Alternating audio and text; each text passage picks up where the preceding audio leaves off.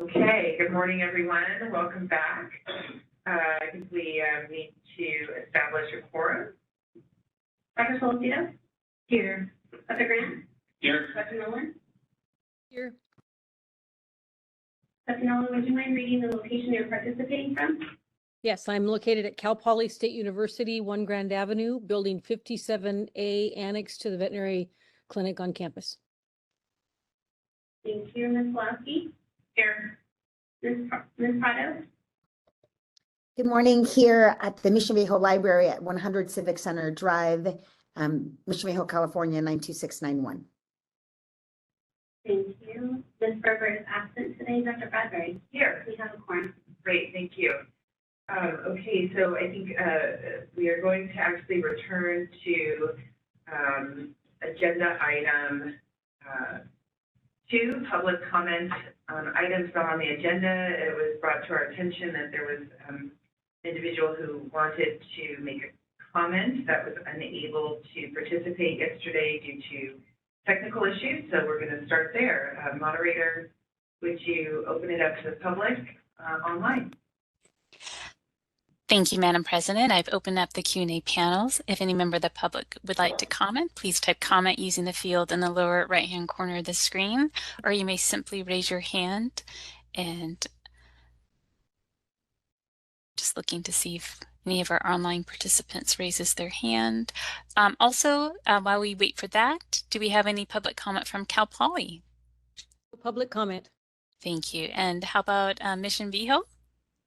We do have public comment, and I'm going to turn my camera around so that this gentleman can give public comment. Okay, wonderful. Thank you.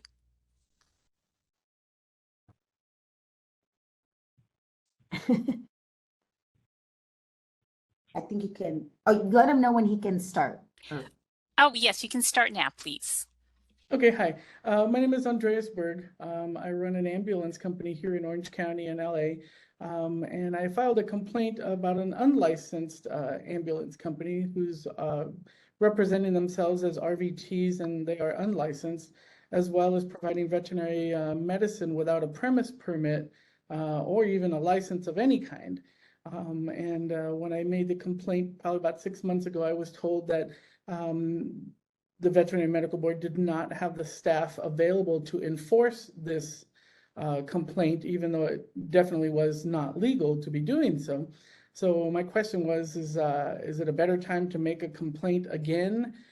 Do we have somebody who can enforce or even investigate this claim? I just don't know where to proceed from here, as I was kind of not knowing what to do after they told me they wouldn't do anything about it. So I just would like comment, or if anything, to put this for the agenda for next meeting, or whatever you recommend at this point. Thank you. And can you, just for our records, can you please restate your name? My name is Andreas, A-N-D-R-E-A-S, last name Berg, B-E-R-G. I am an RVT, and did you need anything else? No, that was it. Thank you so much. We appreciate your comment. Thank you very much.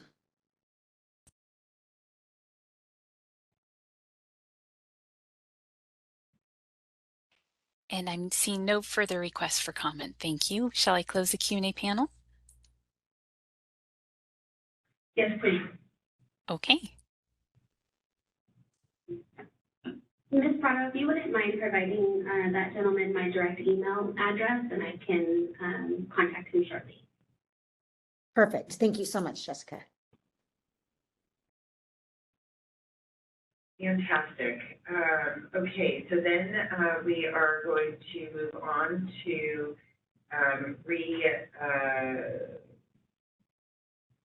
review agenda item 7A3 regarding our position on AB 1399.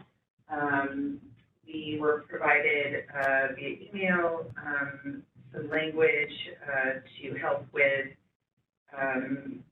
us formulating a better amendment for our position, and hopefully all of the board members have had time to review that.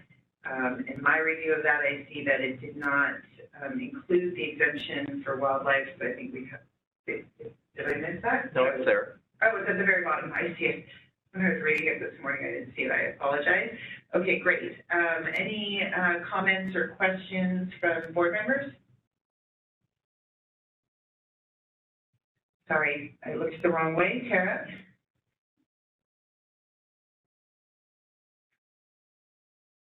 Okay, I'm just reminding the members that you do have a motion on the table.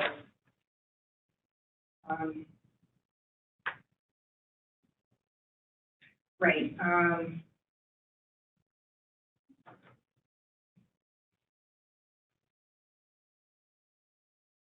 Hold on a second. That we amended to support is amended to accept this, is that? Well, there were two motions. The first one was Ms. Prado to support if amended to exempt from the BCPR requirement for wildlife and unknown animals. Ms. Solocito seconded. The vote was 2-4, so the motion failed. And then Dr. Bradbury began to move. I don't have the position, but there was a list of. Yeah, so my motion was to support if amended to amend to use the BCPR language basically recommended by the CDMA, by Tara, and as well as the 14-day limitation on prescriptions for antimicrobials. That would require a physical exam for any refills. So those were the two amendments that I was recommending, and we were looking for exact language, and this was the language I think that you provided that would align with previous language, but also the current, the bill. Would it be better to just rescind all the motions at this point until we clarify everything? Yeah, probably, now that we've got language, Dr. Bradbury, you could just pull back your motion. As well as Dr. Solocito who seconded. But my motion is still this, but do I just have to remake the motion or should we discuss it and then? I think it would be better to discuss it because you may want to have additional conversation about the actual text that you received. Okay. And, discuss amongst yourselves and hear additional public comment if needed. Okay. All right. Do we have the language in there? We do, I know, I see that, and so, yes.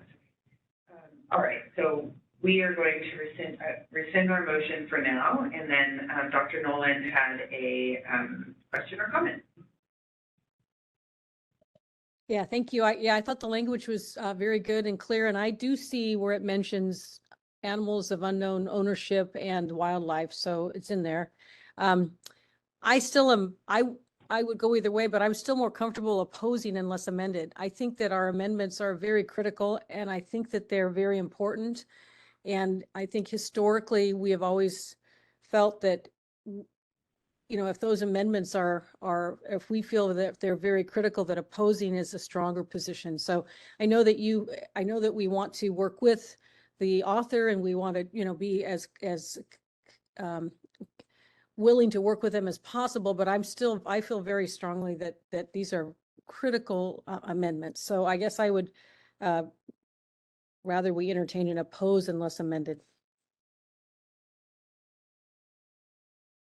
Thank you. Any other comments? Dr. Grant? Yeah, I'm still concerned about just limiting the 14-day exam. I mean, antimicrobials makes a good point, but on the other hand, I think there's other medications that may fit in there I just think that it's important, somehow for you, rewrite another prescription that there's a actual physical exam by a licensed veterinarian. Thank you. Ms. Pulaski? Oh, Tara? Oh, no, I don't have it. Okay, so the bill does contain a prohibition on prescribing, I believe, Substances and xylazine. right, without an in-person exam, if that helps your concern. Dr. Grant? It still does. Yeah. It still does. Right, yeah. So the language before you is just insertions into the existing bill. And it would change the definition of ECPR and then add additional provisions that are more similar to what you currently have in regulation in CCR section 2032.1. But, you know, I think we all understand that the proposed amendments that you're looking at today are really critical because without these, it'll be very difficult for the board, for staff to enforce these conflicting provisions. And I have a couple notes on the proposed amendments. It appears that this language would go into a new definition or replace the definition in proposed section 4825.1 subdivision G. I think that BCPR, that definition needs to be stricken from that section and instead amend proposed section 4826.6 to begin this language as a new subdivision B. That way, all of the BCPR requirements are located in one section, and then there would be some remembering involved. But I also really need to highlight that right now, under section 2032.1, one of the requirements to establish a BCPR is that the veterinarian has assumed responsibility for making medical judgments regarding the health of the animal and has communicated with the client a medical treatment, diagnostic, and or therapeutic plan appropriate to the circumstance. Appropriate to the circumstance is being interpreted by the board to mean condition specific. So each time there's a different condition, a new VCPR would need to be established. So I want to highlight this point so that there are no surprises going forward. The proposed amendments would maintain this requirement, this condition-specific VCPR requirement. But I would say that that likely is, it continues to be appropriate because the bill would authorize the examination of any new condition by synchronous means, by telehealth. So, you know, with this bill, the argument was if it's condition specific, it's going to cost a lot of money and trouble and time trying to get the animal into the vet, which is really difficult for a lot of people. But with this bill, the VCPR could be established by telehealth. So there wouldn't be that transport argument anymore. So arguably it is appropriate for any new condition, a new examination, new VCPR should be established for the new condition. So I'm not seeing a problem with including appropriate to the circumstance. I just want to make sure that all stakeholders understand that that's that language itself is how the board interprets it to be condition specific.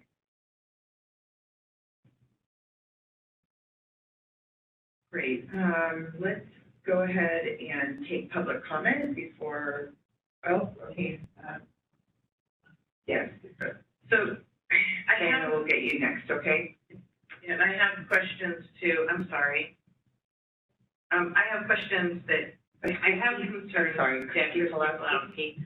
I have questions and concerns with what Tara said too, and that if it's going to be difficult for us to regulate, then I agree with saying that we need to oppose unless amended, because if we can't regulate this, we can't support this.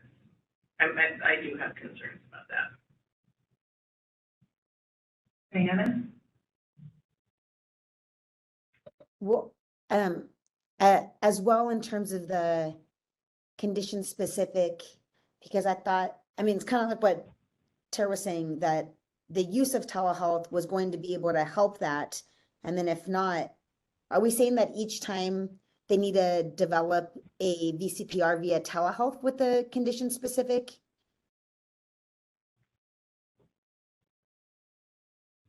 For any new problem with the animal, say if they were originally treated for a paw injury and then later on there's like a wound to the body, a new VCPR would have to be established to treat that second wound on the body. But it would be under this bill by telehealth, so you wouldn't have the same in-person examination problem that has been part of the issue raised to the board under the regulation. So it's a new VCPR via telehealth established per each condition. Right. And that's primarily because with each new condition, the veterinarian needs to examine the patient. And at this point, it would be under this bill, by synchronous means, telehealth. But they need to hear what's happening with the animal, diagnose, come up with a treatment plan, and then treat the animal. So that would be appropriate to have a new VCPR for each different condition. Okay. Correct. Okay, via telehealth.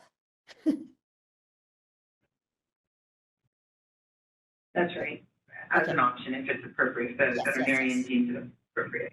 Got it. Okay, thanks. I thought for a moment that there was like a new condition, not via telehealth, and I was like, wait, I thought this was what this was all about. I was like, how do we go backwards? And then just before we allow for public comment, we'll allow for public comment. Thank you, and if I can just speak again. No worries. Okay, so let's go ahead and have public comment for. Grant Miller, California Veterinary Medical Association. My greatest concern is the 3-minute limitation. I'd like to point out that in the existing AB 1399 section G1B, the language says that the veterinarian, this is their proposed VCPR model. It says the veterinarian has sufficient knowledge of the animal patient to initiate at least a general or preliminary diagnosis of the medical condition of the animal through a recent observation.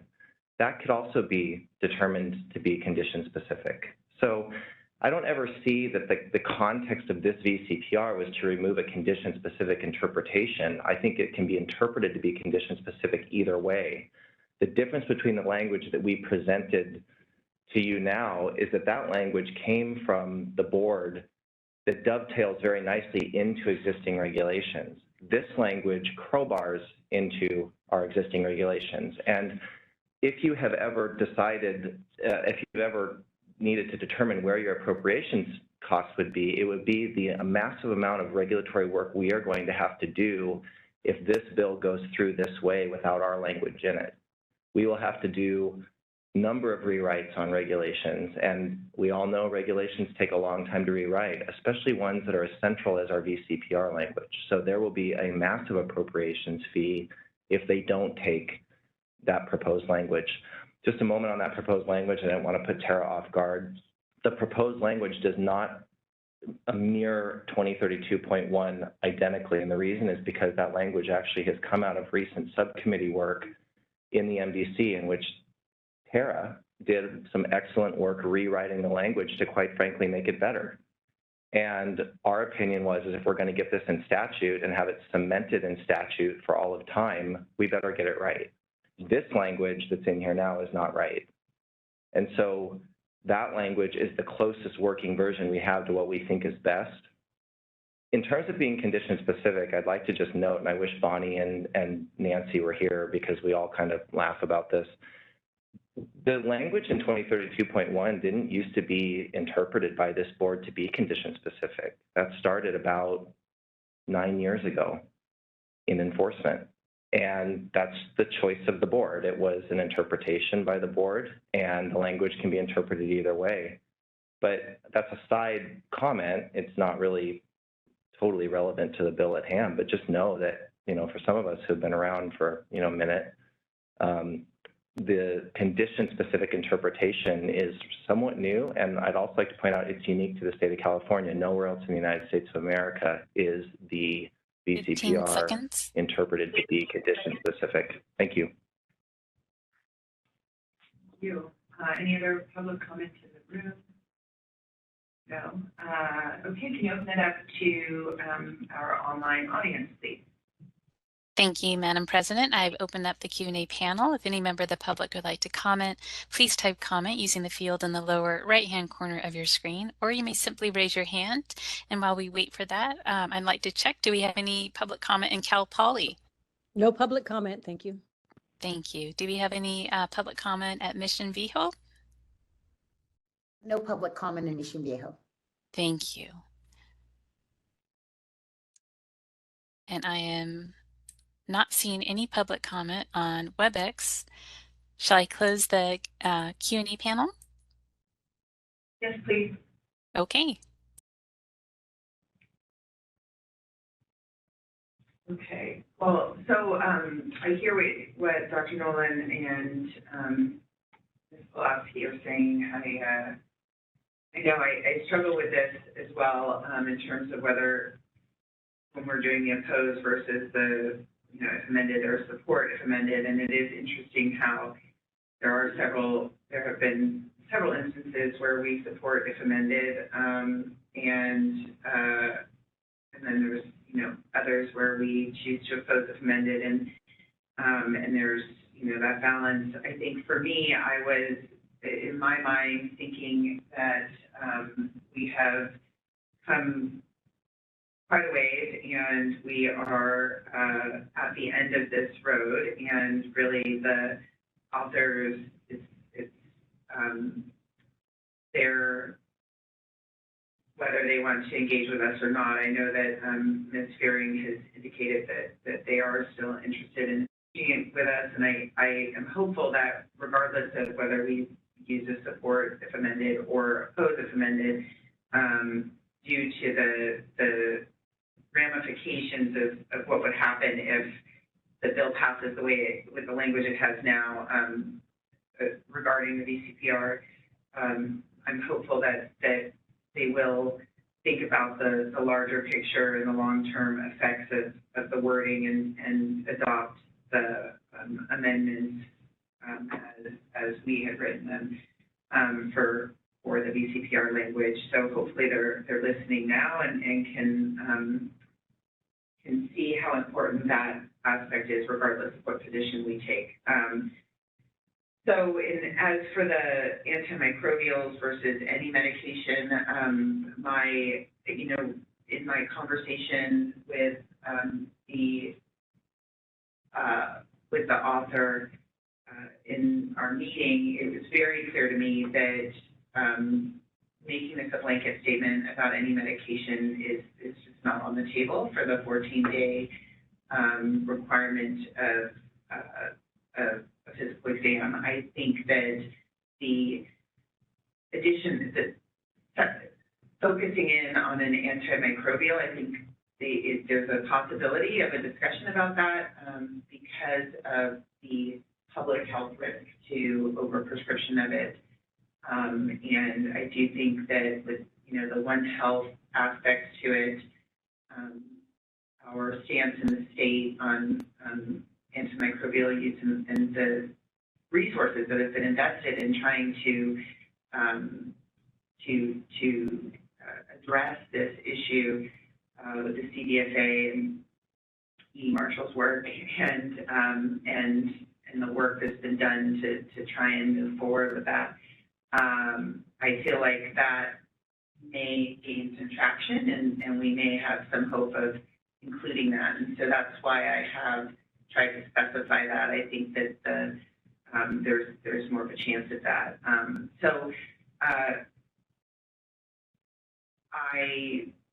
have two hands up, so we'll start with Dr. Nolan and then Ms. Prado. Thank you. I do feel very strongly about the antibiotic restriction because we have worked so desperately hard in California to try to move the ball, you know, to really rotate back towards being more judicious with the use of antibiotics. And so not to address that here in this bill would be, I think, really, really a mistake. The other thing that when I read the bill, and maybe I'm just missing it, but it seems to me that scheduled drugs are not limited as well. And that seems odd to me because it seems like we're working really, really hard to be more judicious with the prescription of opioids and different scheduled drugs. So am I reading this bill wrong, or is that not in there? I mean, it seemed like that ought to be limited as well to me. Yeah, no, it is in there, and it's actually a federal law. So it is in there and included. We added a statement, and we asked for an amendment to add xylazine to that, and the author did. So controlled substances, xylazine require a physical exam. Are all of those amendments? I'm sorry. Are all those 4826.6? Sorry, under 4826.6E3. It says the veterinarian, and that's in the current language, the veterinarian should not order, prescribe, or make available a controlled substance as defined in section 4021 or xylazine unless the veterinarian has performed an in-person physical examination of the patient or made medically appropriate and timely visits to the premises where the patient is kept. And is that in the one that's on the text when you hit the link and it goes to the text, or is that a new addition, a new amendment? I see it. You have it up on. It's current language. Yeah. Yeah, Okay. so it's current language in the bill. I think I read them a week or two ago, you know, and I'm getting them a little mixed up. So, okay. Thank you. Ms. Prado. Yes, hello. So I want to take us back to, I want to take us back just to where we were yesterday. And in regards to support if amended, because there are two different, while I understand the approach that we've been taking is, you know, oppose unless we amend it to really stronghold it. At the bigger point of it, our duty is to consumers and the pets. And what we do know is that telehealth is creating access to care for both the person and their pet, and being able to reach communities that probably were underserved as well, to be able to change that gap, the veterinary shortage that we have, the overpopulation issue that we have. And so the bigger picture of things is that telehealth helps. And if we're opposing, as a board, what we're saying is that we don't believe that we don't agree with that we think telehealth should fail. And I think we've come a long way and had so much meaningful and great discussion and continue to have discussion to be able to say that, no, we support access to care to all. We understand that telehealth made a difference. We understand that in the midst of a global pandemic that we don't know if it's going to happen again. We never even knew it was going to happen until it happened. And then we were here, that these are solutions that we know are viable, that can help, that are going to help. And so support with amended does give that, it gives faith, it allows us to, one, also place faith in the California veterinarians that we so much believe in, right? Because at the end of the day, this is up to the veterinarians and how they're going to be able to diagnose things. And we need to give them the benefit of the doubt that they're gonna do this well, and give them the opportunity to do so, and give Californians with their pets the ability to access health via telehealth. And if we continue to oppose, we're saying we want this bill to fail. We're saying that we don't care about telehealth. And I don't believe that that's what the message the board wants to send. I don't think we've had all of these meaningful conversations and gone back and forth because we don't care about telehealth and we don't think that it should work, right? I think actually we've come to a point to be able to change our position to support if amended, and it will be heard, and they will understand that, wow, we understand what is access to care and the necessity for that. Thanks. Okay, I see Dr. Nolan and Ms. Pulaski. I did have a question before going to you both. If we had if we had a support if amended and these amendments were not entertained, and we would have less of standing if we were to write a letter to the governor, if it was a support if amended, how would that look? So logistically, if you have a support if amended, it looks like a support.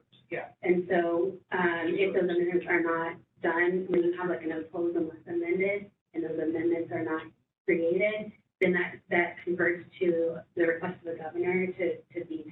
Once it gets to the governor, you have two options: request to sign, or you have a request to veto. Okay, and so, Ms. Prado, I guess for us, it's that these amendments are that important, I think, is part of the reason. And so we're hoping that the author does that, and obviously I've gone back and forth, but I think that's something to consider. Dr. Nolan. Thank you. Yeah, and I would just reach back out to Diana and say I am opposed for the very exact same reason, because if we need to protect the consumer and their pet, we need a VCPR that has teeth in it. And so it will cripple our ability to protect the consumer if we're not able to insert this language. So it's funny because I think we have the same intent, but my intent is to have the ability to protect the consumer. And so yeah, I just wanted to kind of explain that's why I want to say opposed. I can remember Kathy Bowler. I hope she doesn't get upset that I quote her, but she would like, if you aren't really comfortable, you need to oppose, because if you say support, that they just kind of walk away. That's what she has said time and time again over the last 8+ years. So that's why I have, I feel strongly about being careful in opposing. Okay, Ms. Pulowski. I feel, Ms. Prado, I am so glad that you're supportive of this, because I feel your passion for this. And I think that we all have the same passion for it. It's a matter of support, oppose, right? But it's all for the same logistical reason, it's to support the consumer. And our job is to support the consumer. It's a matter of how we're doing it. And I agree with Dr. Nolan. We can't support the consumer unless we have the right laws in place. And that's our job right now, is to make sure that we have the infrastructure to be able to do it. And I think we have to oppose, because we have to make sure that we fight for the right laws to make sure that the pets and the consumer are protected. And these laws don't do that. Dr. Nolan, is your hand still up? If it is, it's on accident. I will lower it. Okay, no worries. Okay, I think we've had Ms. Prado, and then I think we need to entertain a motion. No, I understand what everyone is saying, and again, I think the reason I'm still just back on support is because it's unanimous already, right? It's unanimously been passed through. In working with the author, it sends a signal that we're hearing what it is that they're saying, and they have amended and worked with us as well. And it's moving the ball forward versus just sticking it in the sand just to stick it, and in the bigger things, right? And I understand there's the black and white and everything, right? How you see things is a different way than how I see things. And so I just say that at the end of it all. Thanks. Thank you, and I agree with Ms. Pulowski. I love that you're so passionate about it, and I definitely have, as I said, gone back and forth on this, but I think after thinking about it and reading this discussion here, and just the concern I think I have of this this language and the antimicrobial aspect of things, potentially not making it into the bill, since these have already been presented to the author and they have not been accepted. I think I would have to change my original motion, and which have already rescinded, and say that I oppose. I would like to make a motion. Oh, we have one more question. This is Maria Solosito. I just wanted to make sure I'm very clear about it. Based on what Jessica said, what really is the worst case scenario if we do choose support versus oppose? I think and you guys can correct me, but the worst case scenario would be that we choose support, the author chooses not to entertain any of our amendments. The bill goes to the governor and we don't have any ability to write a reasoning letter as to ask, we would either, we've already been supporting them. Oh, go ahead. Oh, you're doing a great job. I was just gonna tack on to that, just to supplement. Okay, go ahead. Right now, there are still legislators reviewing this bill. And they need to know that there's still concerns with it. And a support, if amended, is no position. Because if it's not amended, there's nothing. You have no position at all. You could support if it was, but, you know, that communicates that you likely would not be added to the appropriations analysis because you have no position until it's amended. So you're not even reflected in the analysis. If you oppose, that's a position unless amended. That tells the legislators who still have jurisdiction over the bill, something's wrong. And they can hold the author accountable and ask questions. Why haven't you worked out these issues yet? You know, it's legislators, you know, they're the ones who make the ultimate decisions to pass it to the governor, and they still have the ability to do that. So if you did oppose, that's a position unless amended. That tells people there's still something wrong, it needs to get worked out. Then they get to make the decision whether or not they're okay with the bill as it is, and then move it on to the governor. And at that point, the governor gets to decide whether or not the issues that the board is raising are significant enough to veto the bill.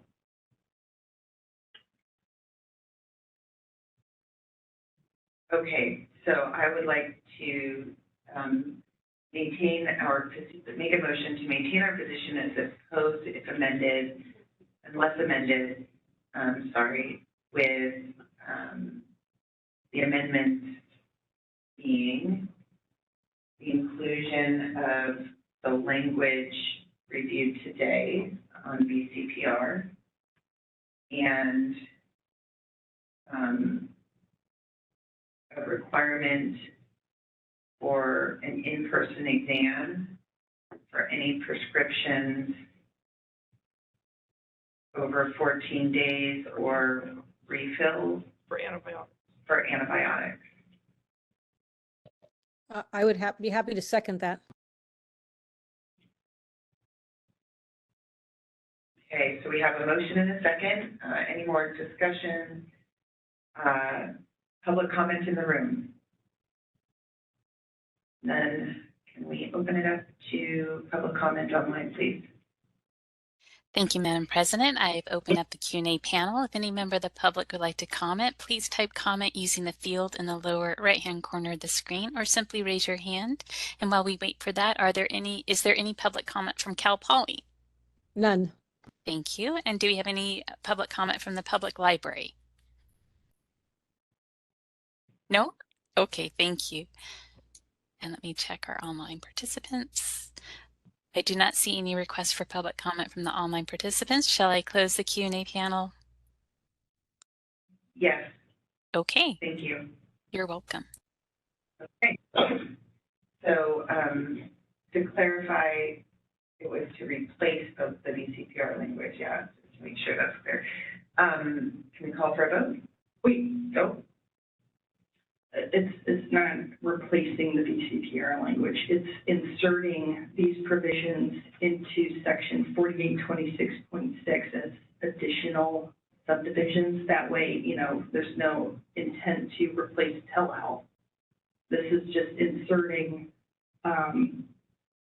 additional stuff for the BCPR that's really necessary, and not making it part of a BCPR definition.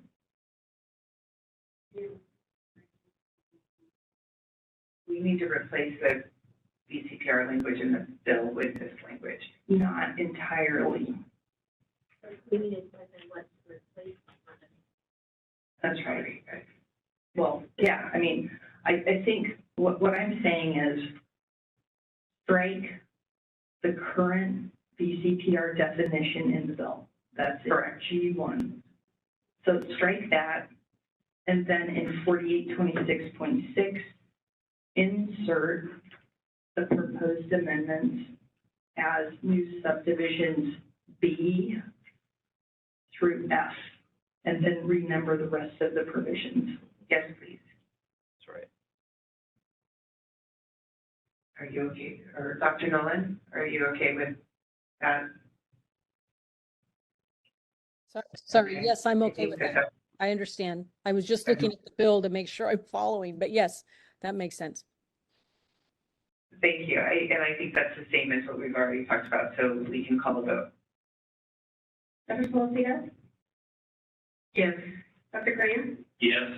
Dr. Nolan? Yes, Ms. Pulaski? Yes. Ms. Prado? Dr. Bradbury? Yes. Motion carries.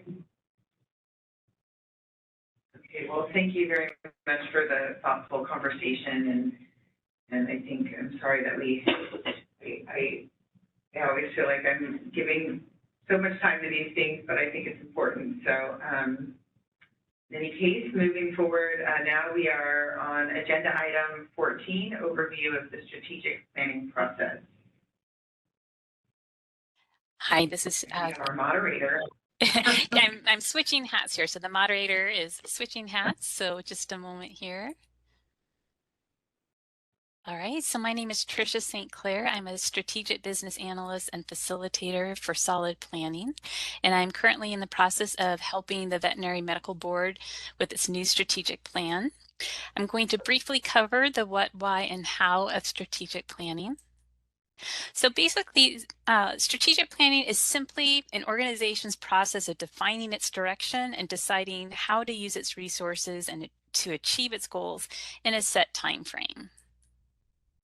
And the reason why we do strategic planning is, of course, because it helps the organization be more efficient and effective, but also it's legislatively mandated. Back in the 1990s, California passed legislation requiring state entities to have a strategic plan, to have performance measurements for objectives and continuous process improvements.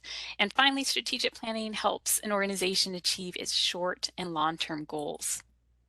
So the Department of Consumer Affairs uses a 5-phase strategic planning process, which includes interviewing and surveying stakeholders, by which I mean stakeholders, anyone who affects your organization or is affected by your organization. We also report out the survey results, and then we have a workshop, otherwise known as your strategic planning session, to identify objectives based on those survey results. So this is a flow chart that represents the 5 phases of strategic planning.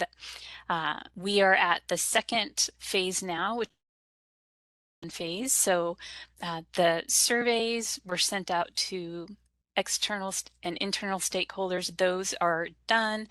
We've also completed the interviews. So now what I am doing is I am looking at the results and finding what are the major trends. And when I say major trends, I mean what are the most frequent comments. And if you look at the top, you can see the time allotted to each of these phases. It is a pretty lengthy process because it's a very important process. It's legislatively mandated, and it's determining the path you're going to take for the next 2 to 5 years, which is generally how long a strategic plan is. We do have a new aspect of strategic planning that includes diversity, equity, and inclusion. As most of you know, the government issued Executive Order N1622 to strengthen the state's commitment to a California for all by directing state agencies and departments to take additional actions to embed equity analysis and considerations into its policies and practices, including strategic planning. So here at DCA, we are driven by our consumer protection mandate and a common goal to support our employees and people and communities across California. So as such, you'll find that we have improved our strategic planning process to reflect our commitment to diversity, equity, and inclusion. And you'll hear me refer to that as by the acronym DEI. So how have we incorporated DEI into this strategic planning process? First, we added DEI and demographic questions into our surveys and interviews. And those questions are optional. Respondents can skip those questions. We include a DEI analysis in your environmental scan report, which you have will receive about 2 weeks before your strategic planning process this coming October. We will be encouraging DEI in your goals and objectives with the understanding that it's not always possible to include DEI, but we'll be encouraging that. And we'll be reminding planning session participants to consider DEI impacts of policy decisions. So just briefly, I'll cover what the strategic plan entails. So our model of strategic planning is based on the Department of Finance's guide to what a strategic plan should include. And a good strategic plan includes where an organization is now, where it's going, and how it will get there. So where you are now includes your mission statement, which describes your purpose and why you exist. During the strategic planning process, you'll have the opportunity to review your mission statement and possibly make edits if you should decide to do so. Another part of where you are now is the environmental scan. And when I say environment, I'm referring to the Veterinary Medical Board's workplace environment, as well as the outside world. There may be things going on in the outside world, or you see it coming in the future that you feel, oh, your strategic plan might need to address that. And so the environmental scan had internal and external stakeholders answering questions about what are the Veterinary Medical Board's strengths, weaknesses, opportunities, and threats in each of its 5 goal areas. And we call that a SWOT analysis: strengths, weaknesses, opportunities, and threats. Part of where an organization is also their values. So generally, an organization has between 3 to 10 core values that represent its guiding principles, how it wants stakeholders to be treated, the work culture that it wants to have. So during the strategic planning process, you'll get the chance to look at your current values and possibly change them or add to them. And then where you're going is partly represented by your vision statement. The vision statement is what would happen if you achieved your mission statement. So it paints a perfect future. And then where you're going is also represented by your goals. So your goals represent your organization's day-to-day operations. So at the beginning of the strategic planning process, I met with the Veterinary Medical Board's leadership, and we defined what goal areas the strategic plan would include. And so goals are long-term, very long-term and broad, and then your objectives are going to be short-term, very specific. They'll be limited to the lifespan of your strategic plan. Objectives are going to be based upon the issues that are identified by that environmental scan, and also any initiatives or issues that the board is currently aware of and wants to include in the new strategic plan. The how do you get there is done by action planning. Action planning takes place after the board has approved the new strategic plan. And the action planning does not involve board members, it involves board management. So the management meets with solid planning and looks at the new strategic plan, evaluates resources, and then breaks each objective down into tasks that are assigned to individuals with target completion dates, and then an overall performance measurement is assigned to each objective. And when I say performance measurement, it's a statement that tells how the board will know when this objective has been completed. So progress is measured by those performance measures, and also after the action planning, Solid does write up a report, an action planning report that can be referred to.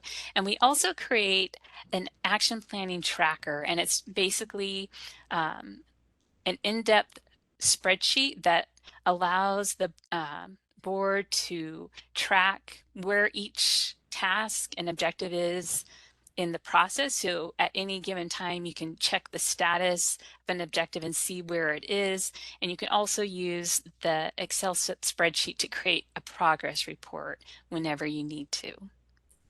So that is the strategic planning process. I thank you for your time, and I look forward to working with the Veterinary Medical Board to finish your new strategic plan. Any questions? Thank you. You're Any welcome. questions from the board? I don't see any. I just wanted to say before I open it up to public comment that our last strategic planning session, I felt when we went through it, I think it was just Dr. Nolan. Were you there, Diana? I know Dr. Nolan was, but in any case, it was a very ambitious plan, and we were told that usually they did not have so many objectives and goals, but we were idealists and put them all together, and I was on part of the subcommittee to try and kind of at least narrow those and kind of put those into broader subcategories, and it still was quite a long list of things. And I think that the prior strategic plan, we hadn't, before we made our current one, we haven't reached many of the goals. So the fact that we were able to achieve all of our goals is, I think, directly related to Jessica's hard work and her ability to function at a high level. And I believe her tracking spreadsheet has been used by other boards now, and we are a year ahead of schedule in achieving those goals. And I just wanted to applaud you, Jessica, for your hard work and what you've done in this as we go forward in that, and just say thank you. And I appreciate that, but it's not me, it's my team. So I just want to say, I'm sorry, I should have said you, yes, and all of you guys, so thank you. Good job. So thank you. And with that, I'll open it up to public comment. None in the room. I just had a quick question. Oh, yeah. I don't quite understand the process. Are we gonna have a special meeting to go over these things, or retreat or something like that? Yeah, so in Trisha's PowerPoint presentation, she had different stages that we were in. And in October, on October 20th, it's going to be a meeting just for strategic planning session. So I separated, if you look on our website, you have the normal October 18th, 19th meeting scheduled. That'll be in here, and that'll be webcast and everything. But the October 20th meeting on that Friday is going to be in a different room. It won't be webcast. And it won't have a hybrid option. It's just in person to review the environmental plan and identify all the objectives that you would like the team to complete. Thank you. All right, moderator, do you mind opening it up for questions from the public online? Of course, thank you. I've opened up the Q&A panel. If any member of the public would like to make a comment, please type comment using the field in the lower right-hand corner of your screen, or simply raise your hand. While we wait for that, are there any questions from Cal Poly? None at this time, thanks. Thank you. And do we have any questions from Mission Viho? None. Okay. All right. And I am not seeing any public comment from the WebEx attendees, so shall I close the Q&A panel? Yes, please. Okay. Great, thank you for your presentation. We really appreciate it. You're welcome. Okay, we're going to move on to agenda item 15A. This is the executive management report. And I believe, I'm so sorry. Can we open up 783 again for $13.99 and turn it over to Tara real quickly. Sure.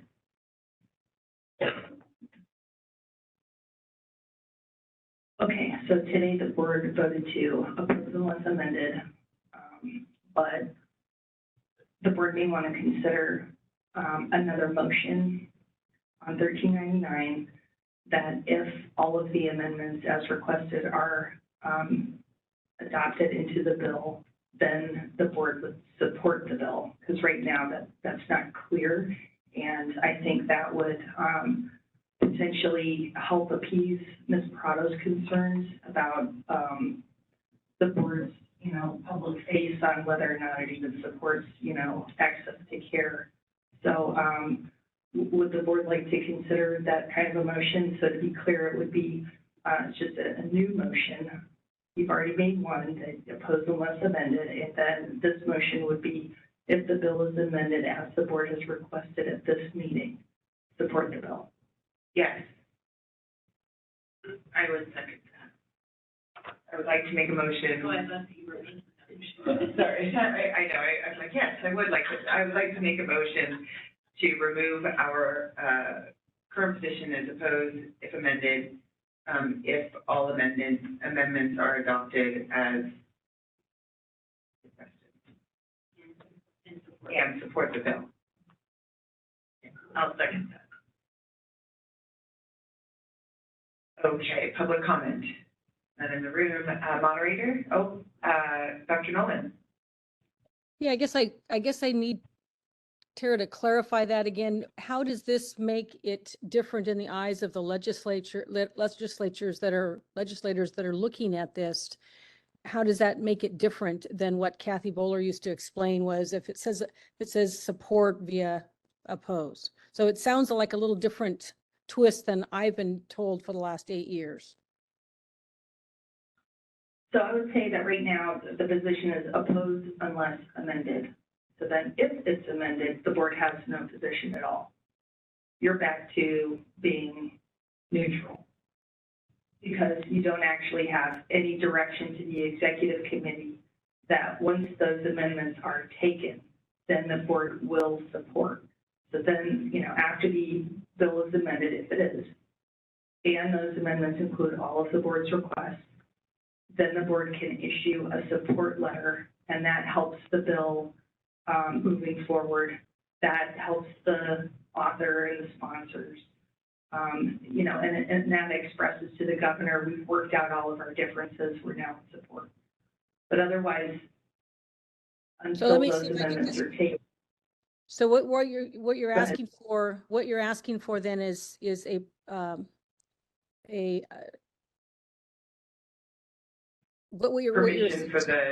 what you're suggesting is we do oppose unless amended. If all our amendments are met, we will change then our approach to support. Is that what this is saying? It's the second motion. So right now it's oppose unless amended. And that's critical. That's, step number one. And this motion would be step number two. And so would you clarify that?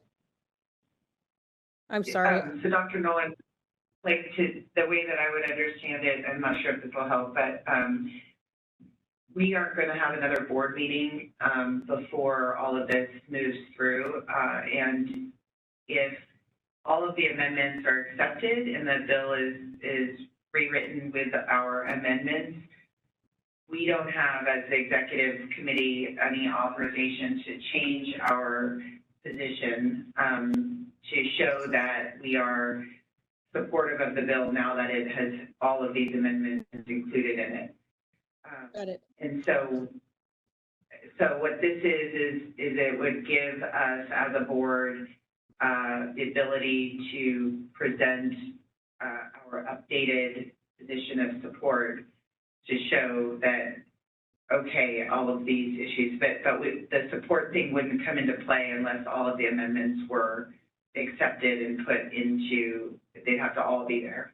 So it's giving the executive committee the opportunity to do a support letter if all the amendments are accepted. Is that kind of what we're doing? Yes, exactly. Yeah, I can't remember us doing this before, so I'm just trying to get it clear in my mind. Okay, thank you. Okay, so we've have the motion. Did we do public comments online yet? Okay, can you open it up to public comment online, moderator, please? Thank you, Madam President. I've opened up the Q&A panel. If any member of the public would like to comment, please type comment using the field in the lower right-hand corner of the screen, or simply raise your hand. And again, while we wait for that, any comment from Cal Poly? No public comment. Thank you. And any public comment from the public library? No? Okay. I am not seeing any public comment from the WebEx attendees either. Shall I close the Q&A panel? Yes, sir. Okay. All right, let's call for a vote. Dr. Colfield, Yes. Dr. Grant, Yes. Dr. Nolan, Yes. Ms. Pulaski, Yes. Ms. Prado, Yes. Dr. Bradford, Yes. motion carried. Okay. Thank you, Tara. That was a great idea. Okay, so now we are on back to agenda item 15A for administrative report.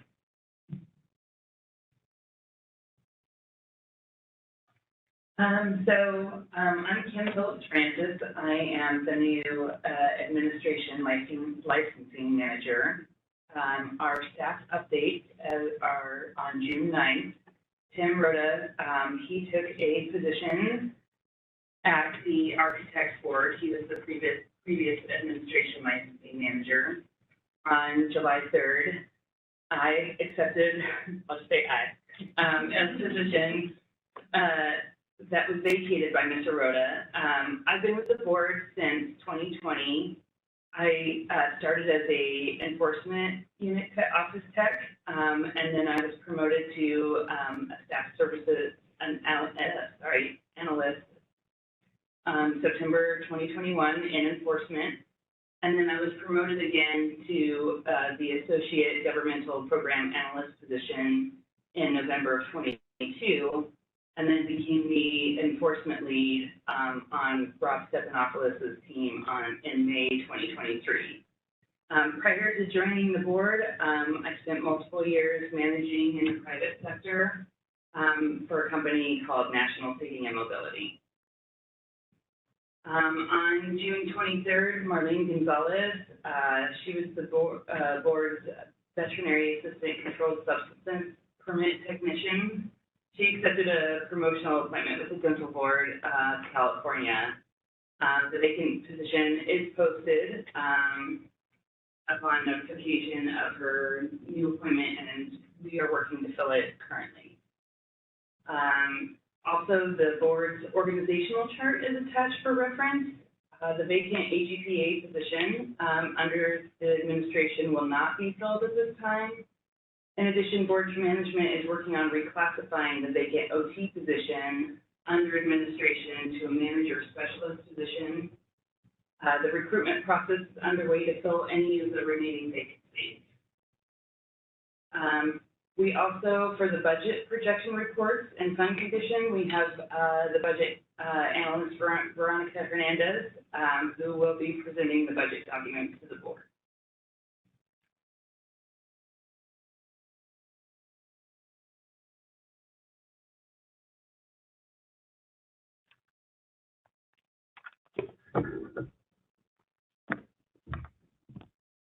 Hello. Hi, good morning. Good morning. Is this on? Can you guys hear me? It's so great, ma'am.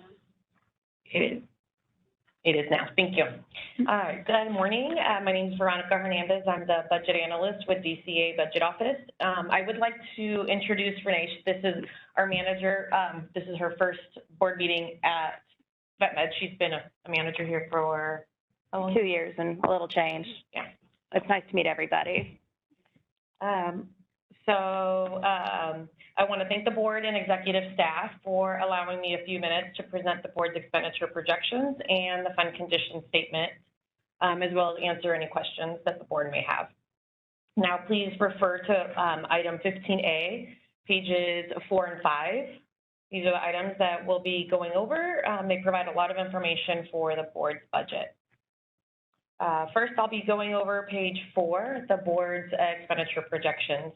These projections are based on actual data through FM11. FM11 is as of May, and projections through the remaining fiscal year. We'll be reviewing the report from the top portion is the board's personnel service expenses, followed by the board's operating expenses. The green columns will be the board's prior year actual data, and the blue column is the board's budget. First orange column is going to be the projections to year end. As we move to the end of the document, you'll see the board had a beginning budget, base budget of nearly $7.3 million. Year to date, the board has expended approximately $6.3 million and is projected to spend a total of close to $6.9 million, creating a reversion to the board's fund of $427,000, which is a percentage of about 5.84. Now, moving on to the next document, page 5 is the board's fund condition statement.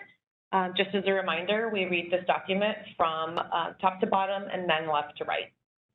The left column is the board's prior year, 2021-22 actuals. It shows that the board began with an adjusted begin balance of just over $5.1 million, collected close to $8.2 million in revenue, and expended just over $5.6 million. The board ended 2021-22 with just over $6.9 million reserve balance, or about 11.4 months in reserve. For current year, we're projecting the board to bring in approximately $8.3 million in revenue and expend approximately $6.7 million between authorized expenditures and direct draws to the fund, leaving the board with a fund balance of just over $8.1 million or 12.2 months in reserve. The board's fund is stable. It's got a healthy reserve through fiscal year 2025-26 and ongoing. The budget office will continue to monitor the board's revenue and expenditures and report back to the board with monthly expenditure reports as we close the fiscal months in the current year. Fiscal month 12 is going to be out hopefully in the next week or two, so I'll be getting that over to the board as soon as I'm done with that. A few things to note on the board's fund condition is it's just a snapshot in time. One of the main factors driving expenditure increases in future years is a result of personnel service adjustments. These include general salary increases, as well as employee compensation and retirement rate adjustments. The budget office includes a conservative ongoing 3% increase to expenditures on the fund condition statement to account for all these ongoing incremental adjustments. The fund condition does not include increased licensing or enforcement expenditures, which could create additional pressures to the board's fund in out years by requiring additional resources to support the increases. Lastly, I would like to note to the board that any future legislation or unanticipated events could result in the board's need for additional resources, which would increase also the pressure to the fund. The budget office will continue to monitor the board's fund and, like I said, report to the board monthly to the executive staff. Again, I'd like to thank you for having us here today and open to answering any questions. And just one moment for edification. For 21-22, it's actually a slightly below $5.1 million beginning balance. Great, thank you very much. I actually did have a couple of questions, and I feel like I ask this every time, and so I apologize if I'm repeating the same question. If I recall, there is some requirement for months in reserve, and we have like this window. We're not allowed to go over months in reserve, and we're not allowed to go under. What is that window? It's not below 3 and not over 10. So okay, go ahead. But keep in mind that 10, so you have the projections of 12.2 and 11.5. As Veronica stated, that it's a point in time, and so as things increase, they because right now our overall population is increasing 6% year after year, and then our enforcement team will increase because complaints also increase. Right. And so you want to start looking at if it projects to continuously go over that 10 over multiple years, that's when the board needs to consider reducing fees. But right now, I think we're okay because you'll look at the projections, and if we do pursue additional staff, which I can tell you in the very near future, maybe, this will not be what's projected right now. Okay, great, thank you. And then it looks like we're in good shape right now. I do know that we are at our statutory limits for fees, except for on the RVT license. So for premise license fees and veterinary license initial and renewal fees, am I correct on that? We are all at statutory caps for all of them. When we would reduce the RVT fees, it was done through statute. So right now, we can't go over it. Okay. And so when we talk about, when we get to the strategic planning session, I call that part out. So it was part of our objective to increase all the statutory caps at the time we didn't need to, so we didn't pursue that. So we wanted, the recommendation at that point is to remove that objective, but continuously monitor it. We're likely, because we're going to be at a structural imbalance, we will need to pursue raising the cap through our sunset bill, but not right now. Okay, all right. That's it. That's it for me. Any other questions? Yes, Ms. Pulowski. Yeah, Christy Pulowski here, and I'm sorry, we're going to have some new questions. I apologize, but on the projections year in for legal attorney general, what's the difference there, and why is there like such a significant difference in that? Like I know we have a budget of 932, but the projections, it just seems like there's an odd discrepancy there. So the legal year-to-date, and I apologize, this is as of fiscal month 11, which we only had, at that point, I believe we only had numbers through May. We do have the actuals through June now. Do you have that up? Do you happen to have that up?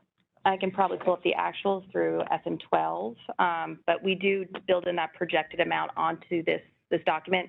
So it might be a little different, but we do have that built-in projection to year end. As to your question, compared to last year, we actually are spending relatively similar to what we did in that line item. We do have that additional appropriation allotted for it, but we spend well below that amount. Okay, and that's just well below. And then on the regulatory fees, so this is on page 5. So it says for the regulatory fees, I just noticed that, and licenses and permits, for the budget, are we really just doing that much significantly more? So all of the budget year projections are going to be based off of basically projections. And so we actually ended up with quite a bit more collected this year. Okay. And so when we do our future drills, we can actually build in a more accurate number for our future fiscal years. But that is built off projections from Budget Act last year. And so we'll update as we develop. Thank you. Mm-hmm. Great. Don't see any hands in line. Other comments? Okay, any public comment in the room? None. Moderator, please open it up online. Thank you, Madam President. I've opened up the Q&A. Oh, I'm hearing myself echo. I've opened up the Q&A panel. If any member of the public would like to comment, please type comment using the field in the lower right-hand corner of the screen, or simply raise your hand. And while we give you a moment for that, do we have any public comment from Cal Poly? Okay, how about the public library? No. Thank you. All right. And I am seeing no public comment from WebEx. Shall I close the Q&A panel? Yes, please. Okay. All right, well, thank you both. Thank you. Nice to meet everybody. Thank you so much. Okay, thank Bye. you. It's certainly nice to have positive budget news. Okay, so we are moving on to agenda item 15B, examination and licensing. Yes, Kim. Again. So the updates are, for the ICVA on April 11th, ICVA announced Terry Collins became a Society for Human Resource Management certified professional. I looked that up to see what that was, the globally recognized premier human resources, management certification. The ICBA congratulated Ms. Collins on her recent certification. On May 10th, the ICBA announced Courtney Vengren, the Senior Director of Assessment, recently completed the Fundamentals of Graphic Design certificate through Emory University. In the program, Ms. Vengren gained hands-on experience with various graphic design software programs. They are looking forward to seeing her positive impact on that. On May 11th, ICVA announced that for the 5th year, they announced a successful assessment grant program with up to 3 grant award opportunities of $10,000 apiece. The purpose of this grant is to validate current, discover new, implement, and support best practices in assessment of veterinary medical education, including assessment of students, instructors, and programs. Basically, the proposals with advanced knowledge of the assessment practices and methods will be given priority for these grants. The deadline to submit a letter of intent was June 30th, 2023. ICVA on May 22nd announced North American Veterinary License Examination, or as we know it, the NAVLE results, were made available to candidates that tested April 3rd, 2022 to 2023. Instructions were, 3rd through the 22nd to 2023. Instructions were provided on how to obtain the examination results for those who tested and for those who needed to reapply who did not successfully pass the examination. On May 26th, ICVA announced Tony McFarland, who had been with the organization since 1998. She expanded her role as program manager to head up the ICVA technical operations. On June 7th, ICVA provided an update on their diversity, equity, inclusion, and privilege task force. The task force is working with Ready Set to assess the ICVA's current state that will help develop a training plan and to assist in building a future task force and a strategic growth plan for the future. On June 16th, ICVA announced Kent Hecker was selected for the Veterinary Education Program. Mr. Hecker will be working with other experts to refine and finalize credentialing and assessment processes for those within the realm of veterinary medical education. For continuing education audits, over the last fiscal year, the board conducted 349 audits. Of those, roughly 27% were non-compliant. And non-compliant could be they were missing 1 hour or they could be missing all of them.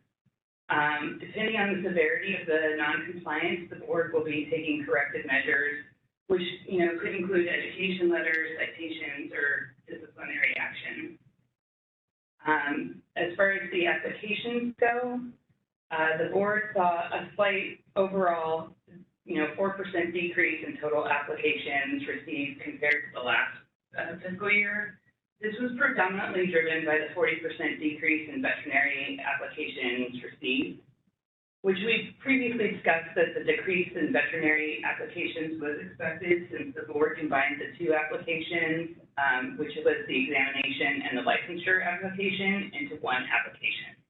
And they eliminated the temporary veterinary application. But overall, the university license had a 68% increase, premise had 15% increase, and the VACP applications increased by 16%. While the RVP applications, they decreased by 3% compared to last fiscal year. For licenses, registrations, and permits issued, in total, the board issued roughly 13% more licenses, registrations, and permits than the last fiscal year. Well, it does appear that there was 12% less veterinarian licenses than last fiscal year. The prior year totals included the temporary license, which we just kind of mentioned earlier. With the temporary license eliminated effective January 1st, 2021, the decrease in license issues was anticipated.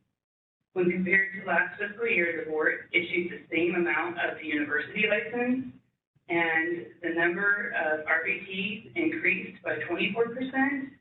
The number of premises increased by 15%, and the VAC STs increased by 31%.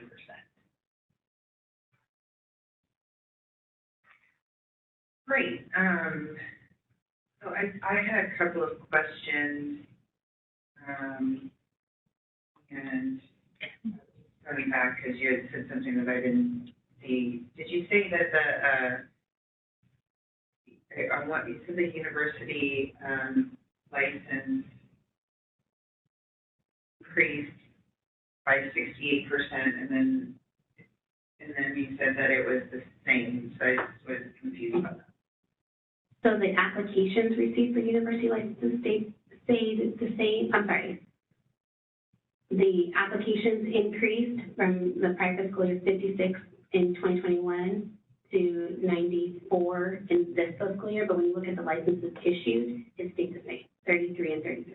Oh, that's interesting.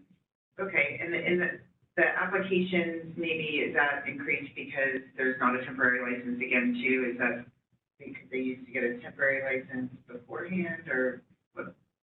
Yeah, that wouldn't have impacted that increase. I'm not sure what the rationale would have been for why the university licenses increased. Okay, thank you. And then for the continuing education audits, I know that we've only recently sort of begun actively doing that. When did we start doing the continuing education audits? Was that a year ago now, or?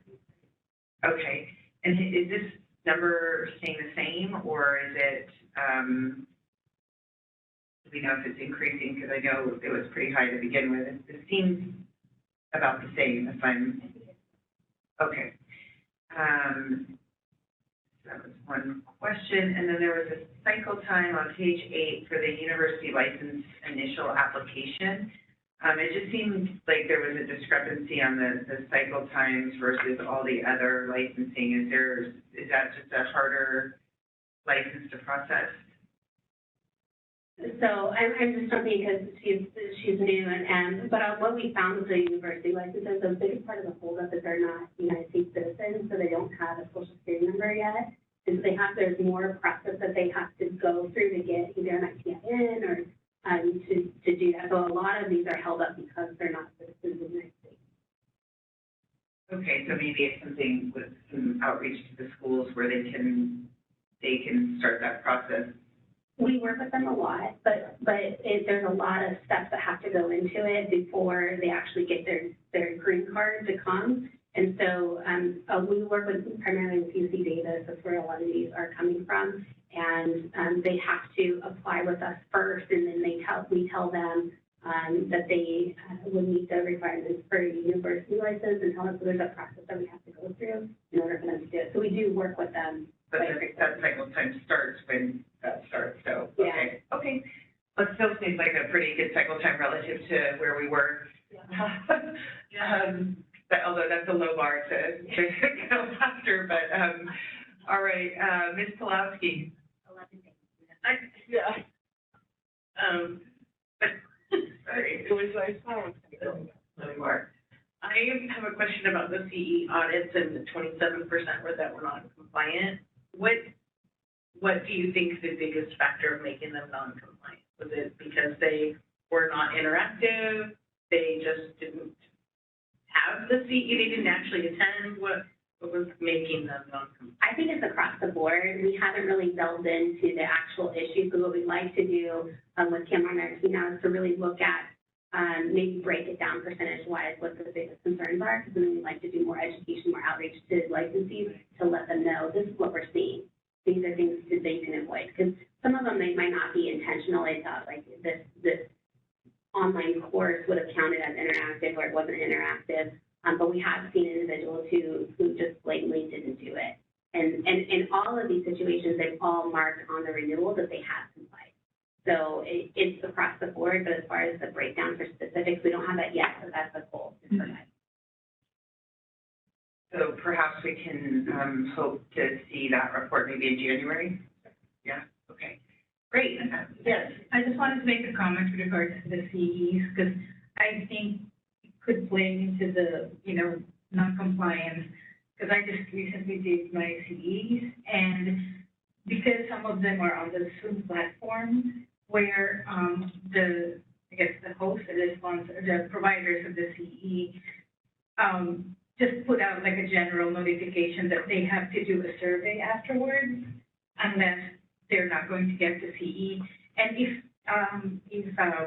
the person who's doing the CE missed that for whatever reason, then they were not going to get the CE credit.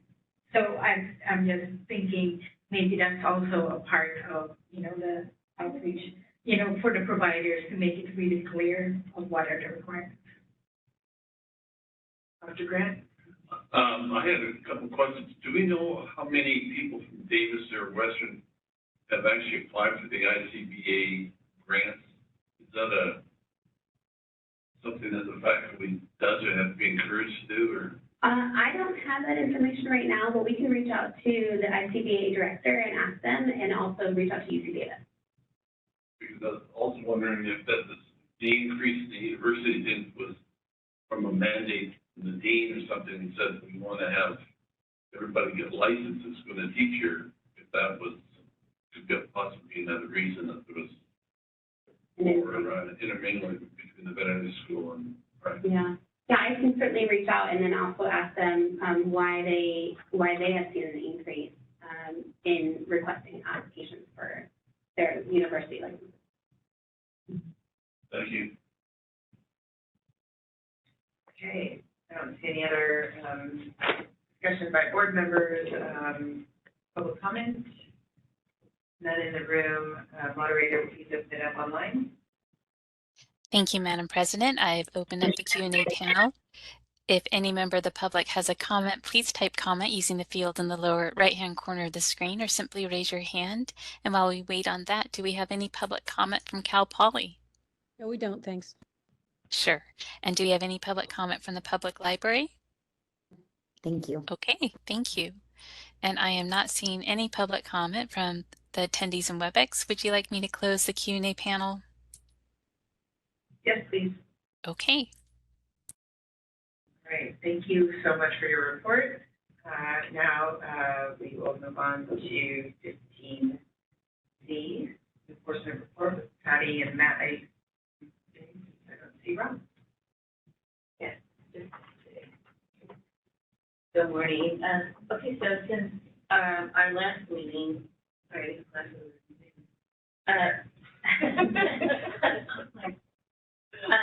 Matt, one of our enforcement managers, accepted the new position of deputy executive.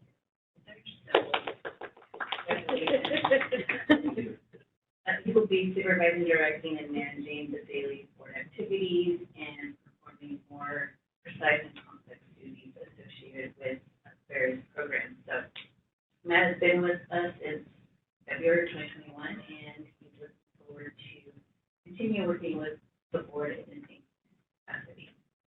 So our licensing manager, as Kim mentioned, Tim Murata accepted a position with Architects Board as a specialist. So his time with us was very impactful, and he focused on eliminating a lot of the licensing and application backlogs and increased efficiencies in those areas and cycle times, and also emphasizing customer service. So we thank him for his service, and we wish him well in his new endeavor.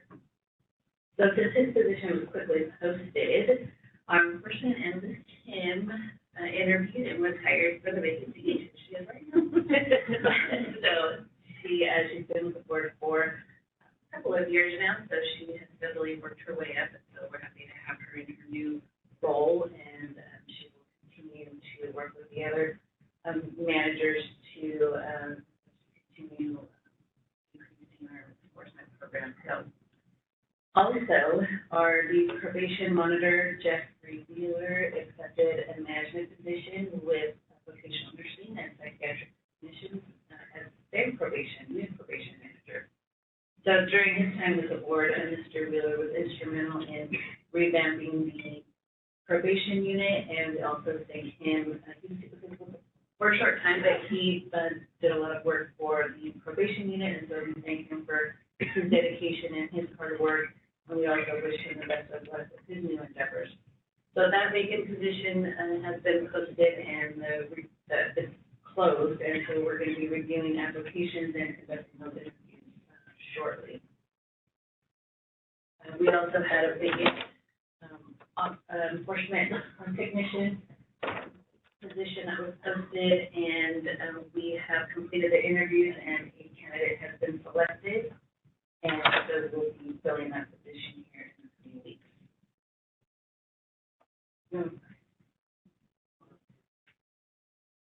For this last fiscal year, we did finish the year with 116 inspections that were conducted, so this is a marked improvement from the previous fiscal year. And we also had a webinar, an inspection webinar, that was held earlier in the fiscal year that was well received and well attended. So we have another webinar scheduled next week, actually, and that will be presented by the board of inspectors. And we hope to have additional webinars scheduled for this fiscal year. And at the start of this fiscal year, the board had received a $600,000 grant from the California Department of Technology Modernization Fund.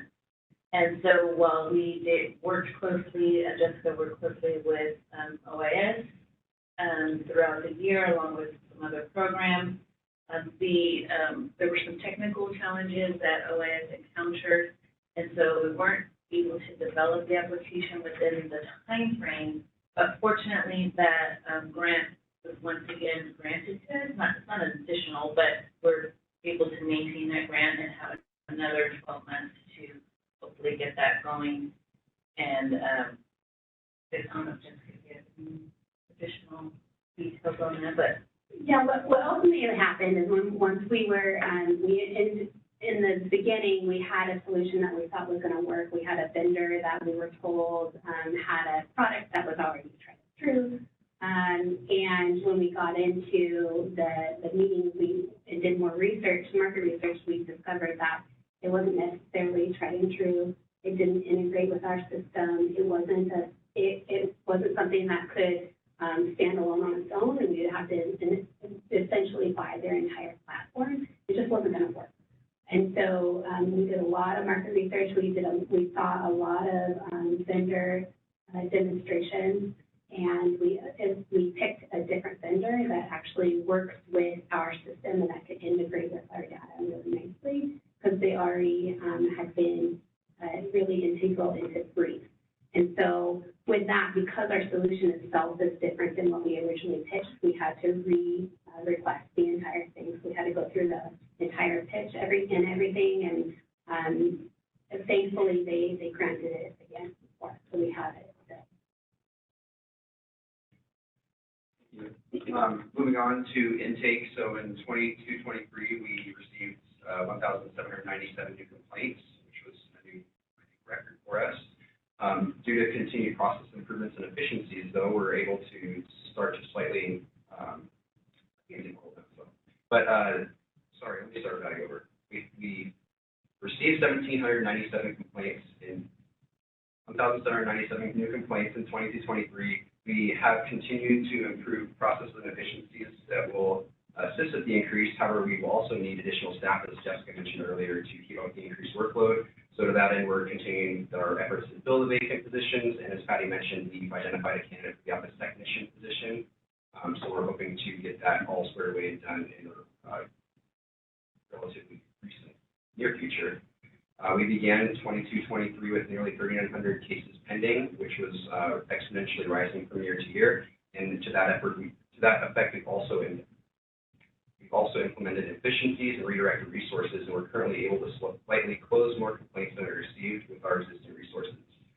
Our pending complaint at the end of FY 22-23 was decreased to 3,716.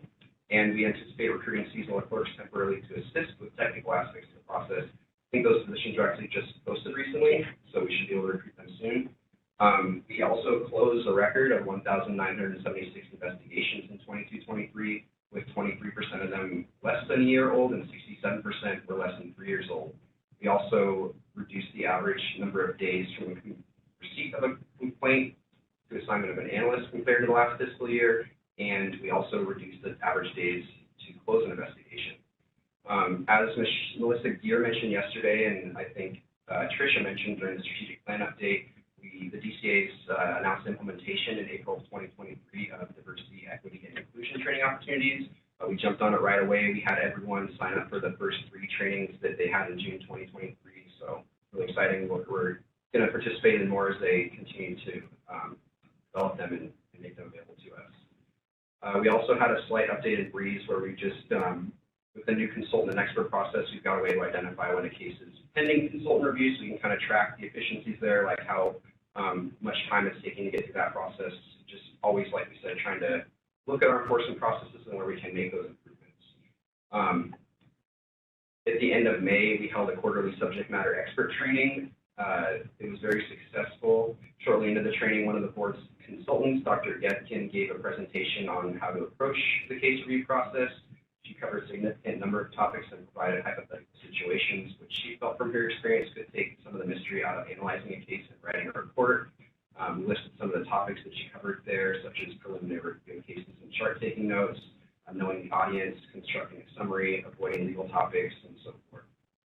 The board's DAG liaison, Deputy Attorney General Liaison Karen Denver, was also in attendance to give feedback from the AG's perspective, as well as staff-created continuous improvement team. So we had a lot of participation there. It was a really successful training, I would think, and we have the next one scheduled for August.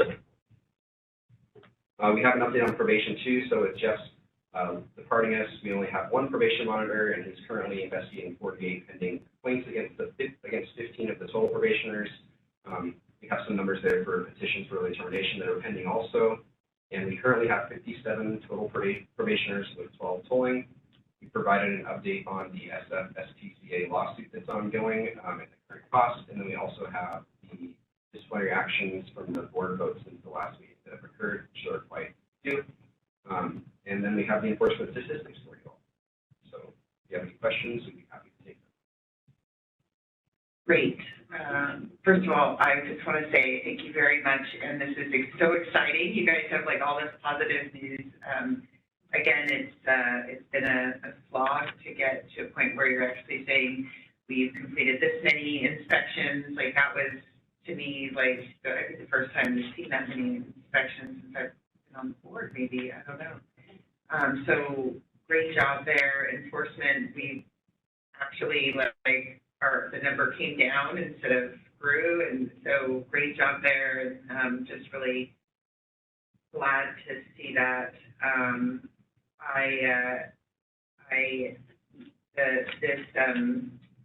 The pie chart here that you guys are seeing under enforcement, just because I'm on the MDC complaint subcommittee, the complaint audit subcommittee. We are sort of working on this a little bit with the board and the teacher on how to maybe subdivide the prioritization to try and help the enforcement team further and utilize the consultants even more efficiently. So hopefully in our October meeting, since we'll be talking about that on the MDC, we'll be able to also bring that information to you guys. And on the inspections, I did want to just ask a question about, I know we've, about hiring a dedicated inspector. These have all been sort of not volunteer positions, but they're No, they're not volunteer. Yeah, they're not volunteer. They're paid, but they are kind of relying on people who have full-time jobs, and so it's hard to sometimes get them to do it. Obviously, it's improved that situation, but there's still a lot of openings in different areas, like locations, areas wise. When we talked about hiring somebody, I don't remember, I know that other healing arts boards have their in-house full-time inspectors. Remind me of the reason why we don't do that. So a couple things. The other boards, their inspectors aren't licensees. So like the dental board, for example, their inspectors were low-level and assistant low inspector classification. And so the board had discussed that possibility and decided to stick with veterinarians and RVTs because they have the expertise that the board feels is necessary for the inspection. And then when there was discussion, I don't know if this last board meeting or prior board meeting, about hiring a veterinarian full-time or RVT full-time, and the concern that was raised by a couple board members was you want these individuals to be actively practicing to stay up to speed with it. And so it sounded like that the board wanted to continue as this model, but increase our recruitment of inspectors, of RVTs, specifically because we're more willing to do it, but also to veterinarians. And so right now we're working with the Office of Public Affairs to create recruitment videos to send out and to hopefully get more interest in becoming a subject matter expert. But that was the discussion from the board, was they really want to make sure when you hire someone full-time, they're now no longer practicing. And that was a concern. They wanted to see practice. Dr. Nolan. I'm going to drop my hand so I remember to. Thank you very much. I really appreciate the clarity and the thoroughness of the reports. I had a question. I know that in the Business and Professions Code, we are really mandated to prioritize cases in which animals are killed or have had serious physical harm. How does the board, what process is in place to try to prioritize those cases that have death of an animal when you get all of these, 1,797 new cases and the 3,900 pending? How does the board prioritize to follow that Business and Professions Code mandate? So I'm actually going to take that question just because this was a big topic of our subcommittee meeting. That was one of my big questions too. So I think it was glad you asked it. So it seems like, from those conversations in that meeting that any complaint that involved negligence or potential death of an animal was lumped into the serious harm group, because there wasn't a way, the interpretation of the wording was that if there was an impression by the consumer that there's, I wish I should probably pull up the wording here. That would probably be more helpful, so I'm not. Well, I've got the 4875 in front of me. Are you thinking of the words negligence or incompetence that involves death or serious bodily injury to an animal patient? That's the wording right out of the. Yeah, can you finish that statement though? There's a clause at the end that. Okay, negligence or incompetence that involve death or serious bodily injury to an animal patient, such that the veterinarian or registered veterinary technician represents a danger to the public. Yeah, so it was those words there that the team was using to say that all the consumers in any harm to the patient, they were interpreting it as serious death harm or to the public, and death or serious bodily harm to a patient is the wording, the very first wording. Yeah, I'm just trying to look at the actual wording here. Sorry, and there we are. Okay, so they were interpreting it as anything that was being done could represent a danger to the public. And so we discussed that, and we went over the fact that statement such that the veterinarian or registered veterinary technician represents a danger to the public was directly related to the previous parts of the sentence that said it involved death or serious bodily injury. And once we got through that, we discussed that we needed to separate out where patients have had no harm or minimal harm. Those patients those cases needed to be separated out and be a lower priority. The problem is that the analysts weren't able to differentiate that, and it would all have to go to a subject matter expert anyway. And so the hope is to ask the consultants that whenever there is any medical issue, sending that to the consultants first, and they would then lump it into serious harm or death versus no harm to the patient or minimal harm, so that it could be of a lesser priority. So we're actually going to be separating those out that are, we're hoping to. And I wish if you just give me a second, everyone, I want to just bring up the documents I have so that I can speak more clearly on this.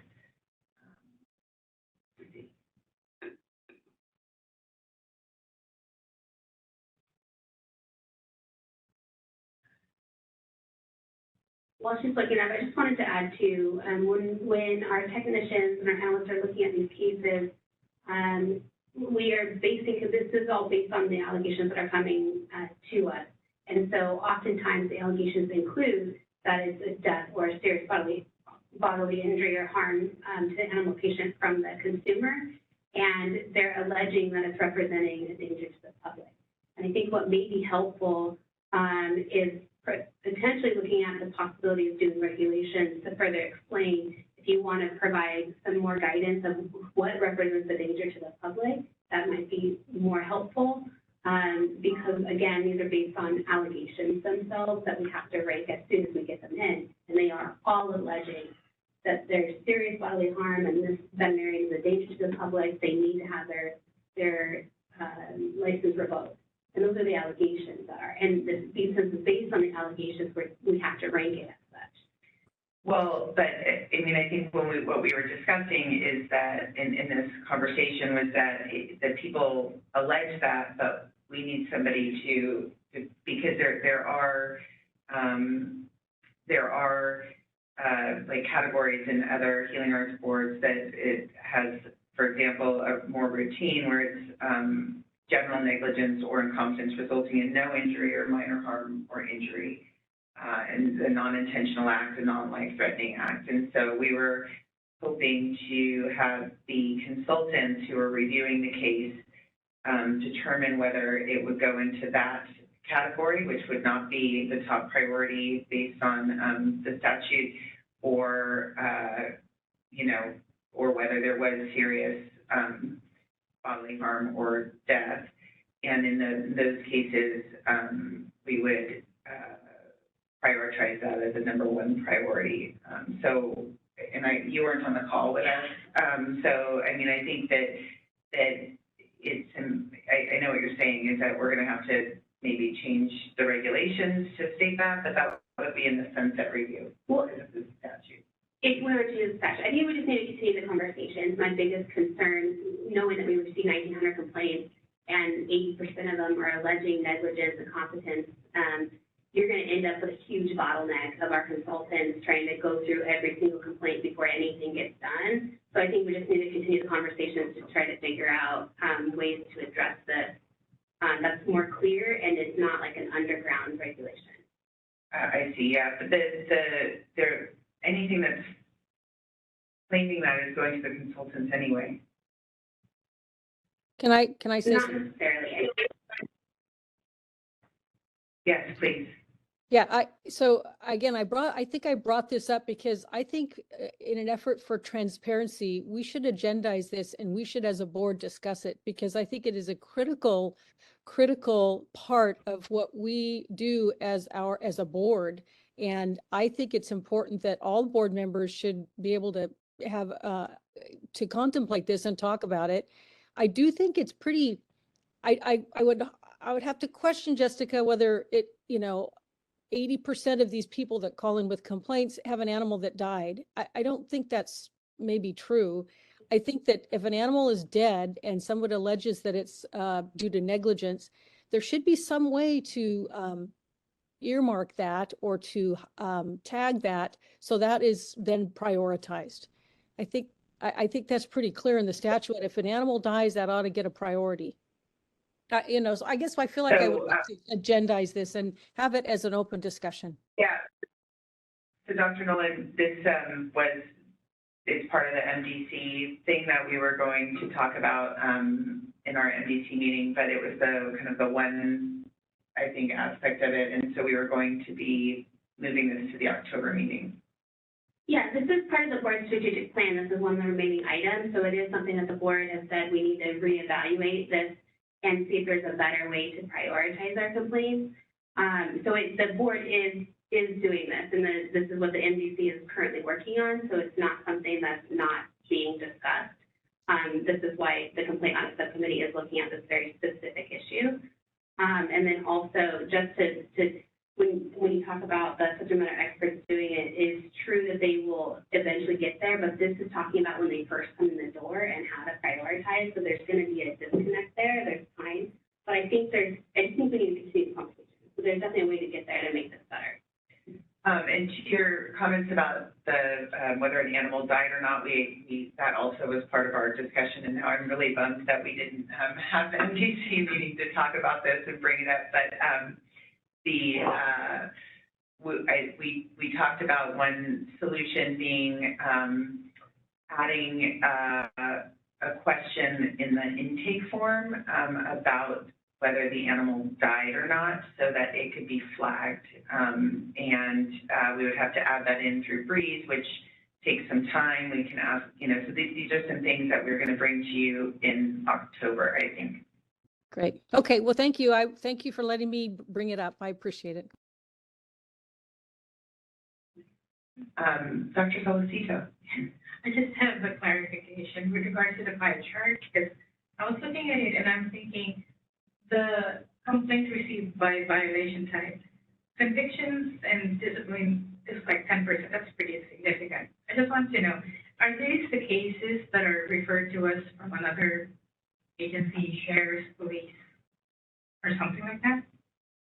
So the conviction, and I'm trying to pull the chart, I just closed it for some reason so I could see better, but the convictions would generally just be things that we receive from, okay, so it's conviction / discipline. Yeah, so it'd be things we receive from the Department of Justice as like a report for someone who's licensed getting arrested or being convicted of a crime. And then it also included disciplines from other states when they take disciplinary action against one of their licensees, and that's reported to us through like renewal or through just like a disclosure. Maybe the other state might even send the documents to us at times.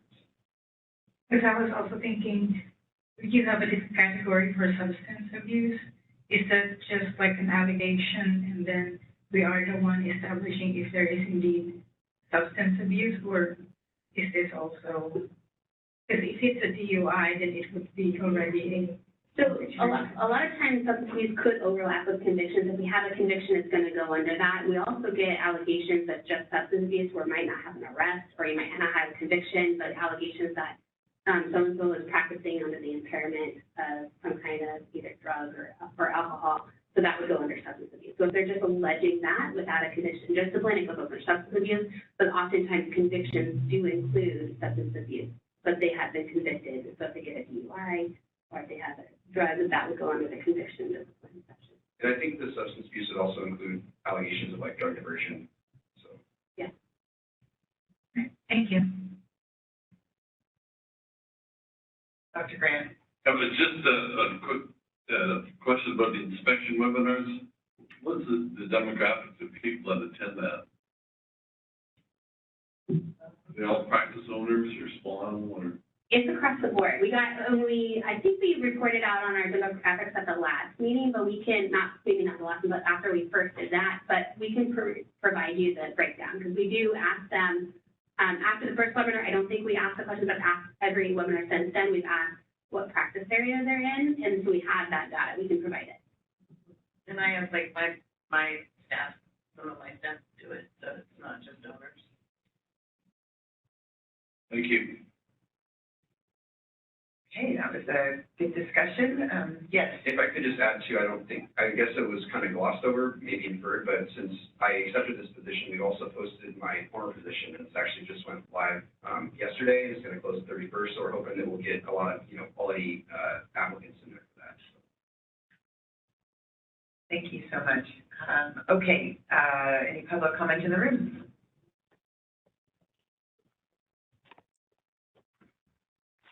Hi, Grant Miller, CVMA. Matt, just a question for you on those probation monitors. It says that there's 48 pending enforcement complaints against 15 probationers. Does that mean that while these people are on probation, there's now been new complaints filed against them? That's correct, yes.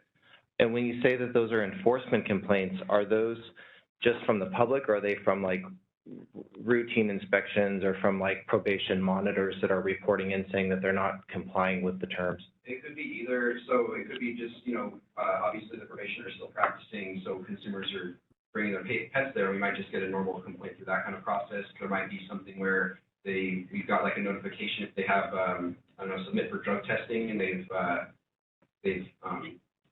tested positive, we might have a new complaint that we look into there. We might also have cases where we do like a probation inspection, where we inspect the clinic, and that turns into a complaint if there's violations that are found that we have to address outside of that inspection. So that's the bulk of it is right in that area. Thank you for that. That seems alarmingly high. Like if they're on probation, they've been kind of told this is what you need to do, and they have these very clear provisions set out. Is that normal to have like that many complaints filed against probationers? I don't really know how to say whether it's normal or not, but I think it's just the nature of the business, right? I guess. Yeah, so I can tell you, just coming from other healing art sports and also working with other healing art sports, I don't know if it is normal. But I can say that we aren't, to your question about if they just violate probation, are we initiating cases? We're not. It's for really mostly from other consumers that are filing more complaints against them, and those complaints are expedited with our probation unit to investigate those. But it's alarming for sure. Yeah, I was wondering if it is something more procedural like record keeping. Is there some? No. Okay, I'm trying to think of some way we can do outreach or something. If there's like one thing that keeps happening over and over again, that's one thing. But if it's coming from all different places and they just happen to have that scarlet letter on them, then there's not much we can do. Yeah, typically when we have just a probation violation, that's something where they would get a letter from the probation monitor that says that they're out of compliance and to respond, but there's not a new case that's initiated. Okay, thank you. Do you think social media plays any part of any of this? They pile on, is kind of what I'm asking. I can tell you, not for everyone, but there are some high-profile cases where social media has gotten involved and was involved, and the media was involved in certain probationers, and oftentimes they will continue to follow those probationers, and I don't know if that's driven the complaints at all. I don't know if it's coming from the media or social media. But I can tell you that from when we were looking at it, it does look predominantly like consumer complaints. Okay, no more public comment in the room. Moderator, would you please open it up online? Thank you, Madam President. I've opened up the Q&A panel. If any member of the public would like to make a comment, please type comment using the field in the lower right-hand corner of the screen, or simply raise your hand. And while we wait for that, do we have any public comment from Cal Poly? No public comment, thank you. Thank you. And do we have any public comment from Mission V Health? No public comment. Thank you. All right, I see no public comment from WebEx as well. Shall I close? Yes, please. All right. Thank you. Okay, I think we're going to take a 15-minute break. And we are going to come back and then finish with outreach and the strategic plan, as well as future agenda items in the next meeting dates. So we'll be back, it's 12:14, we'll be back at 12:30.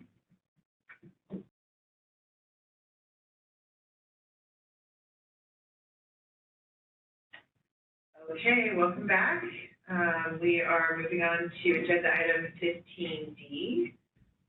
Jeff, take it away. I'm Jeff Ogwin. Again, I'm the lead administrative and policy analyst. And for the outreach report, we had posted information about xylazine again and the dangers of it to the public. And also we informed our licensees of the drug reporting requirements as well. This information was distributed from the California Department of Public Health. And so we also informed our licensees and the public as well about the dangers of that drug. In addition, as Patty had stated, we are going to have an enforcement webinar. It's going to go over our inspection process, as well as provide examples of common violations and ways to correct that, with the goal of ensuring that our licensed population is following those standards and trying to address those before those become issues. We would rather our licensee population do it correct from the day going forward, day one, rather than have these issues come up in the future. In addition, we're going back to the 2023 environmental scan. This environmental scan addresses any of the future prospects we believe that the veterinary profession will be dealing with, or their current profession issues. And we have stakeholders, not only board members, board staff, the veterinary professions themselves, and of course, outside organizations such as the CVMA, and how they believe that the profession will move forward in that regards.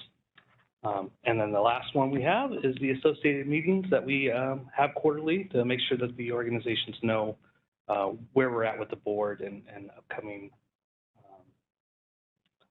program updates as well. If you guys have any questions, I will be happy to answer. See any? I just had one. Yep. Jeff, is xylazine being treated as a control now? Does it have to be under lock and key? I'll defer to Jessica. Xylazine is not a controlled substance in California. Do you think we'll come to that? I sure hope not. Anytime that I'm asked that question, I share all the concerns that we have. I know the governor's office has inquired and asked about whether or not it should be a controlled substance, because I know other states have recently made it a controlled substance, and we fought pretty hard against it. So we're providing a lot of information and education of the negative impacts that it'll have to the horses and large animals that use xylazine, and why it should not be a controlled substance. Thank you. Okay, any public comments in the room? Seeing none, moderator, can you open it up online, please? Thank you, Madam President. I've opened up the Q&A panel. If any member of the public would like to comment, please type comment using the field in the lower right-hand corner of the screen, or simply raise your hand. And while we give you a moment, do we have any public comment from Cal Poly? No public comment. Thank you. And do we have any comment from the public library? From the library, thank you. Thank you. And I see none from WebEx as well. Shall I close the Q&A panel? Yes, please. Okay. Thank you, Jeff. Thank you.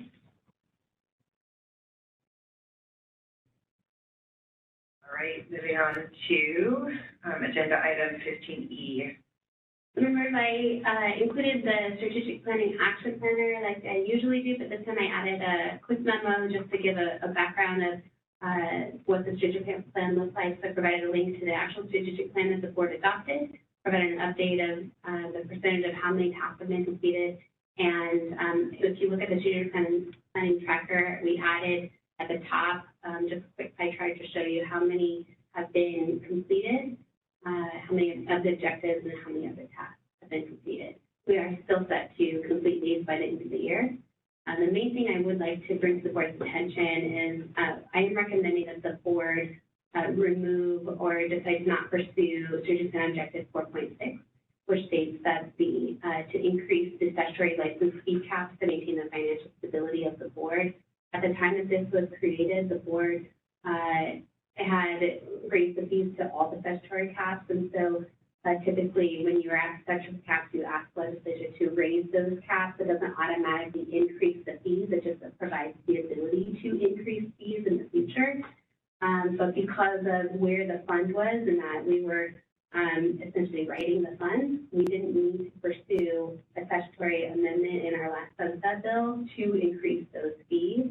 And since we decided not to pursue that, we don't want to continue to hold this item open because we don't think it's necessary. We do project a structural imbalance in the fund coming shortly. We will have to increase fees eventually, but I don't think it's necessary to include this in the strategic plan because we continue to monitor it closely, and we will likely in the sunset bill need to ask the legislature to increase the fees in statute. Again, not necessarily making it an automatic fee increase. It just provides the room for the board to do it if we need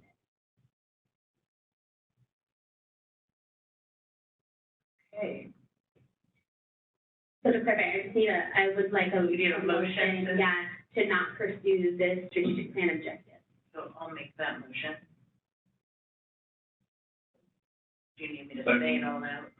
Okay, we have a motion and a second. Any other discussion? Okay, public comment? None. Moderator, please open it up online. Thank you, Madam President. I've opened up the Q&A panel. If any member of the public would like to comment, please type comment using the field in the lower right-hand corner of the screen or simply raise your hand. We'll give you a moment. And do we have any public comment from Cal Poly? No public comment. Thank you. And do we have any public comment from the public library? Public comment. Thank you.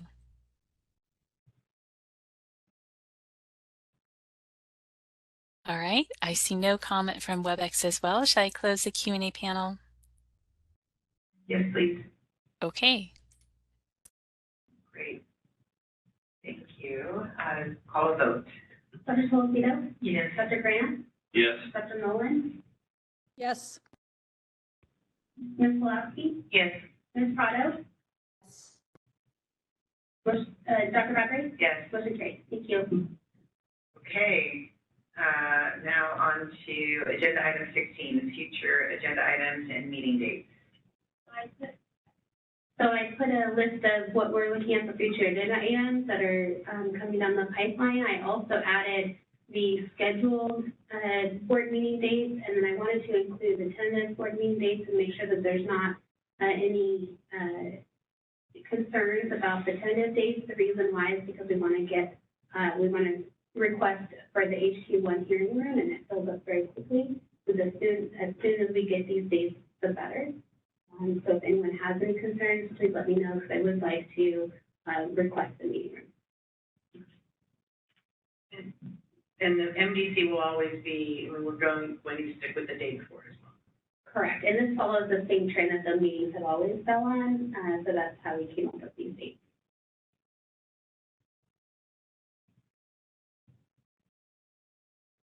Okay, I think I don't see anybody raising any concerns with those dates. Is there any comments about future agenda items? I see there's some already on the list here. I know that we had a comment, a public comment about the pathway to licensure for foreign veterinarians that were from non-accredited schools, and I wondered if we perhaps might get some more information, because I actually had a stakeholder reach out to me about that program and having difficulty in taking the clinical proficiency test because it was all full. Like they've been here for a couple of years now. Went to school in Germany, and they're doing, is it ECVG or is it ECSG? FG, okay, program, and they passed the NAVLE. They've done everything that they are waiting for the clinical proficiency test, and it's full until for the next year. So, so I know that that's a concern. Yeah, we can certainly have that too as part of our licensing report. We do more research specific to the concerns that the public comment raised, and then maybe some more information about that, what that process looks like. Great. I wonder if we could reach out to the AVMA and see if we can have somebody give us like what that process is. And then also the holistic medicine will be coming up as well. Okay, great. All right. Dr. Nolan.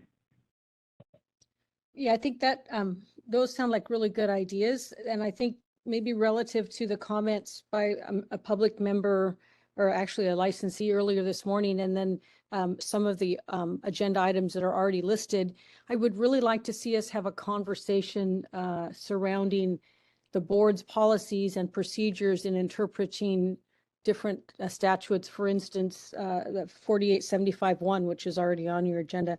I think we could actually glean some helpful information from consumers and from licensees and stakeholders surrounding that as we go into our strategic visioning session.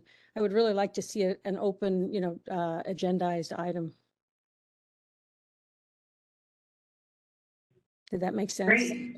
No one's quiet. Okay. Yeah, that's the 4875.1. So that would be what you're asking for, is to make that a priority so that we have that on our agenda and I don't know if this was, all of these are for October is what you're saying. Well, another example of that is condition specific. I think there is some room for interpretation of condition specific in our statutes and regulations. And I think that having a discussion about it and about some of those other kind of internal policies and procedures that is made by board staff should be open discussions as we go into strategic planning, so that we get input from the public and stakeholders. Great. Yeah, well, I think we'll do that. All right. Yeah, of course, Dr. Felicito. Yeah, another thing that I wanted to see if the board could have a discussion with regards to, the implementation of how veterinary technicians should be having their being identified, right? But it seems like I've been getting feedback of practices where they're referring to their vet assistants as veterinary technicians. And I don't know, like, if that's something, that is common, and how are we moving forward in correcting that? And also, I think because of the crisis that we're having with shortage of veterinarians, and it seems like related to the public comments earlier about people practicing technically without a license. I'm just thinking maybe that's something that we need to put some work into, being proactive about it rather than reactive. Just for clarification purposes, so if we identify it, what information are you looking to get? Because we do take enforcement action, we do get complaints, and we have it in our enforcement actions are on our board website. We did create a flyer that talks about all the differences and how RV assistants should not be referring themselves to technicians. We put out our materials about the IDs that they're supposed to be doing. So we have done that. But what specifically would you like on the agenda then? Speaking from experience, where I have 100 employees and I constantly correct them, it's a task. And so I don't know I think it's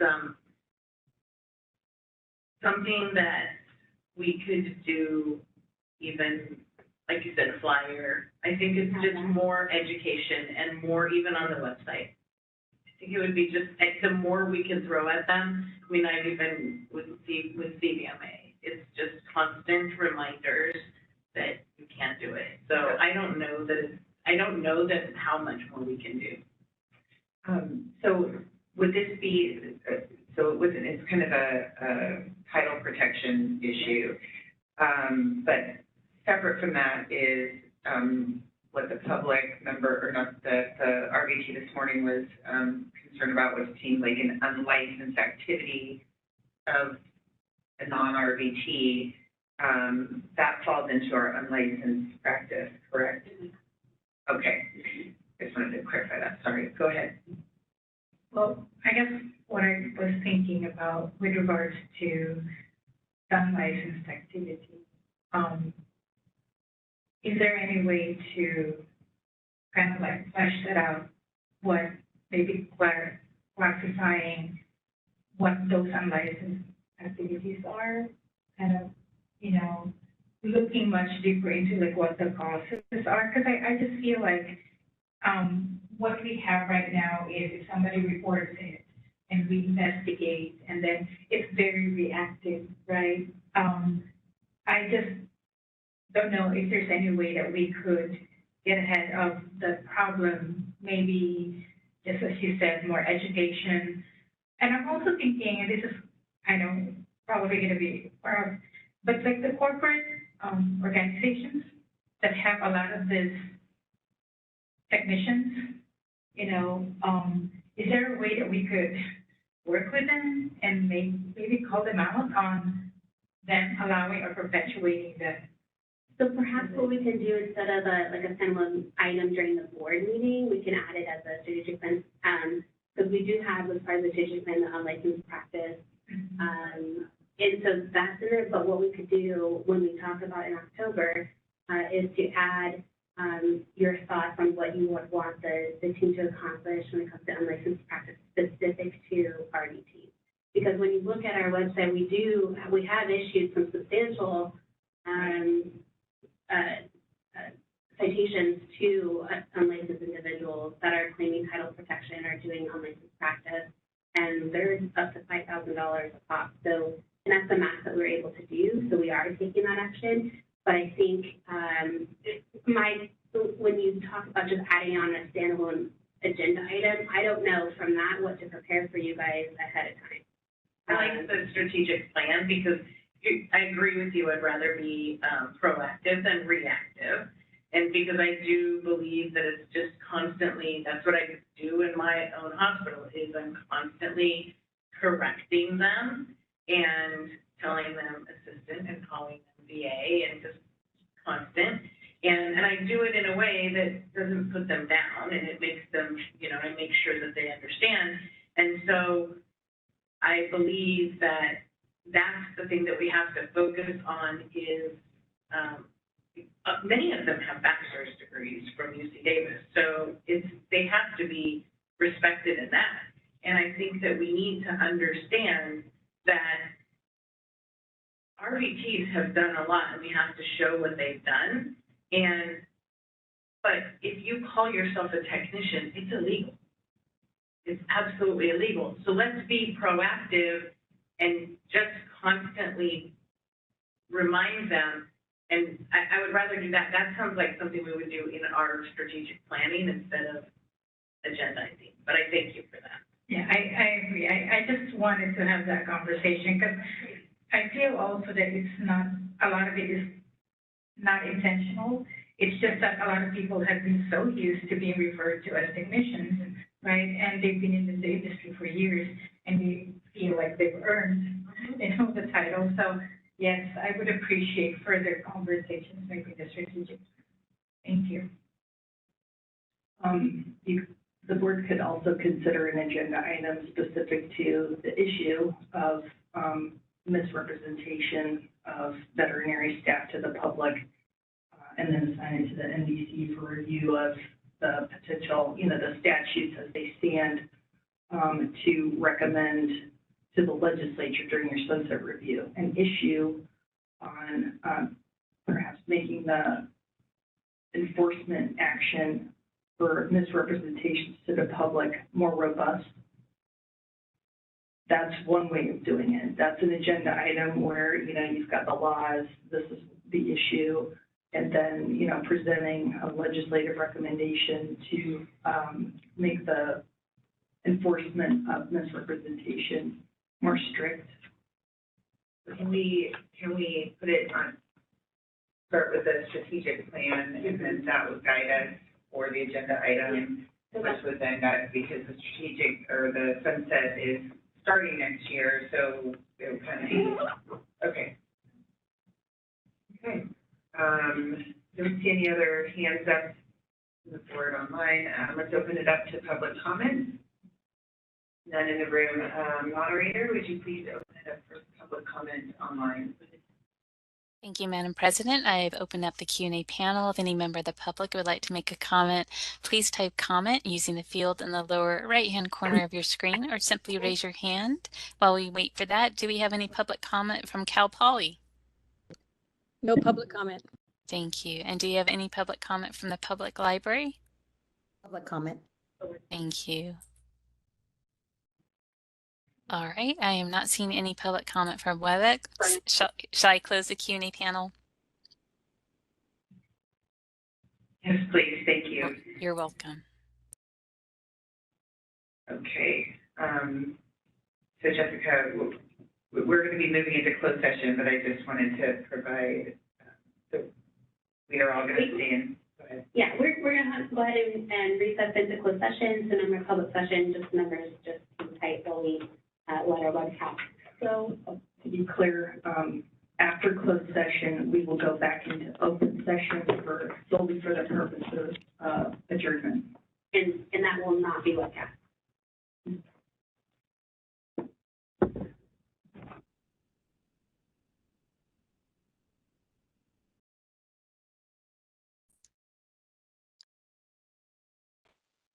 All right, this is the moderator. I'm going to go ahead and move participants into the virtual private room.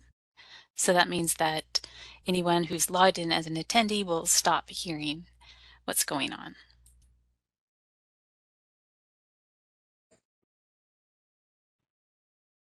So do I have to say anything, or hold on, Jeff's gonna. He just said. I've killed it, so we're back in open session.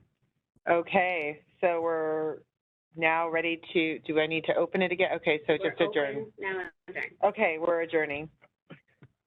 Okay, bye. Bye. Bye, everyone. Thanks. See you in October. Okay.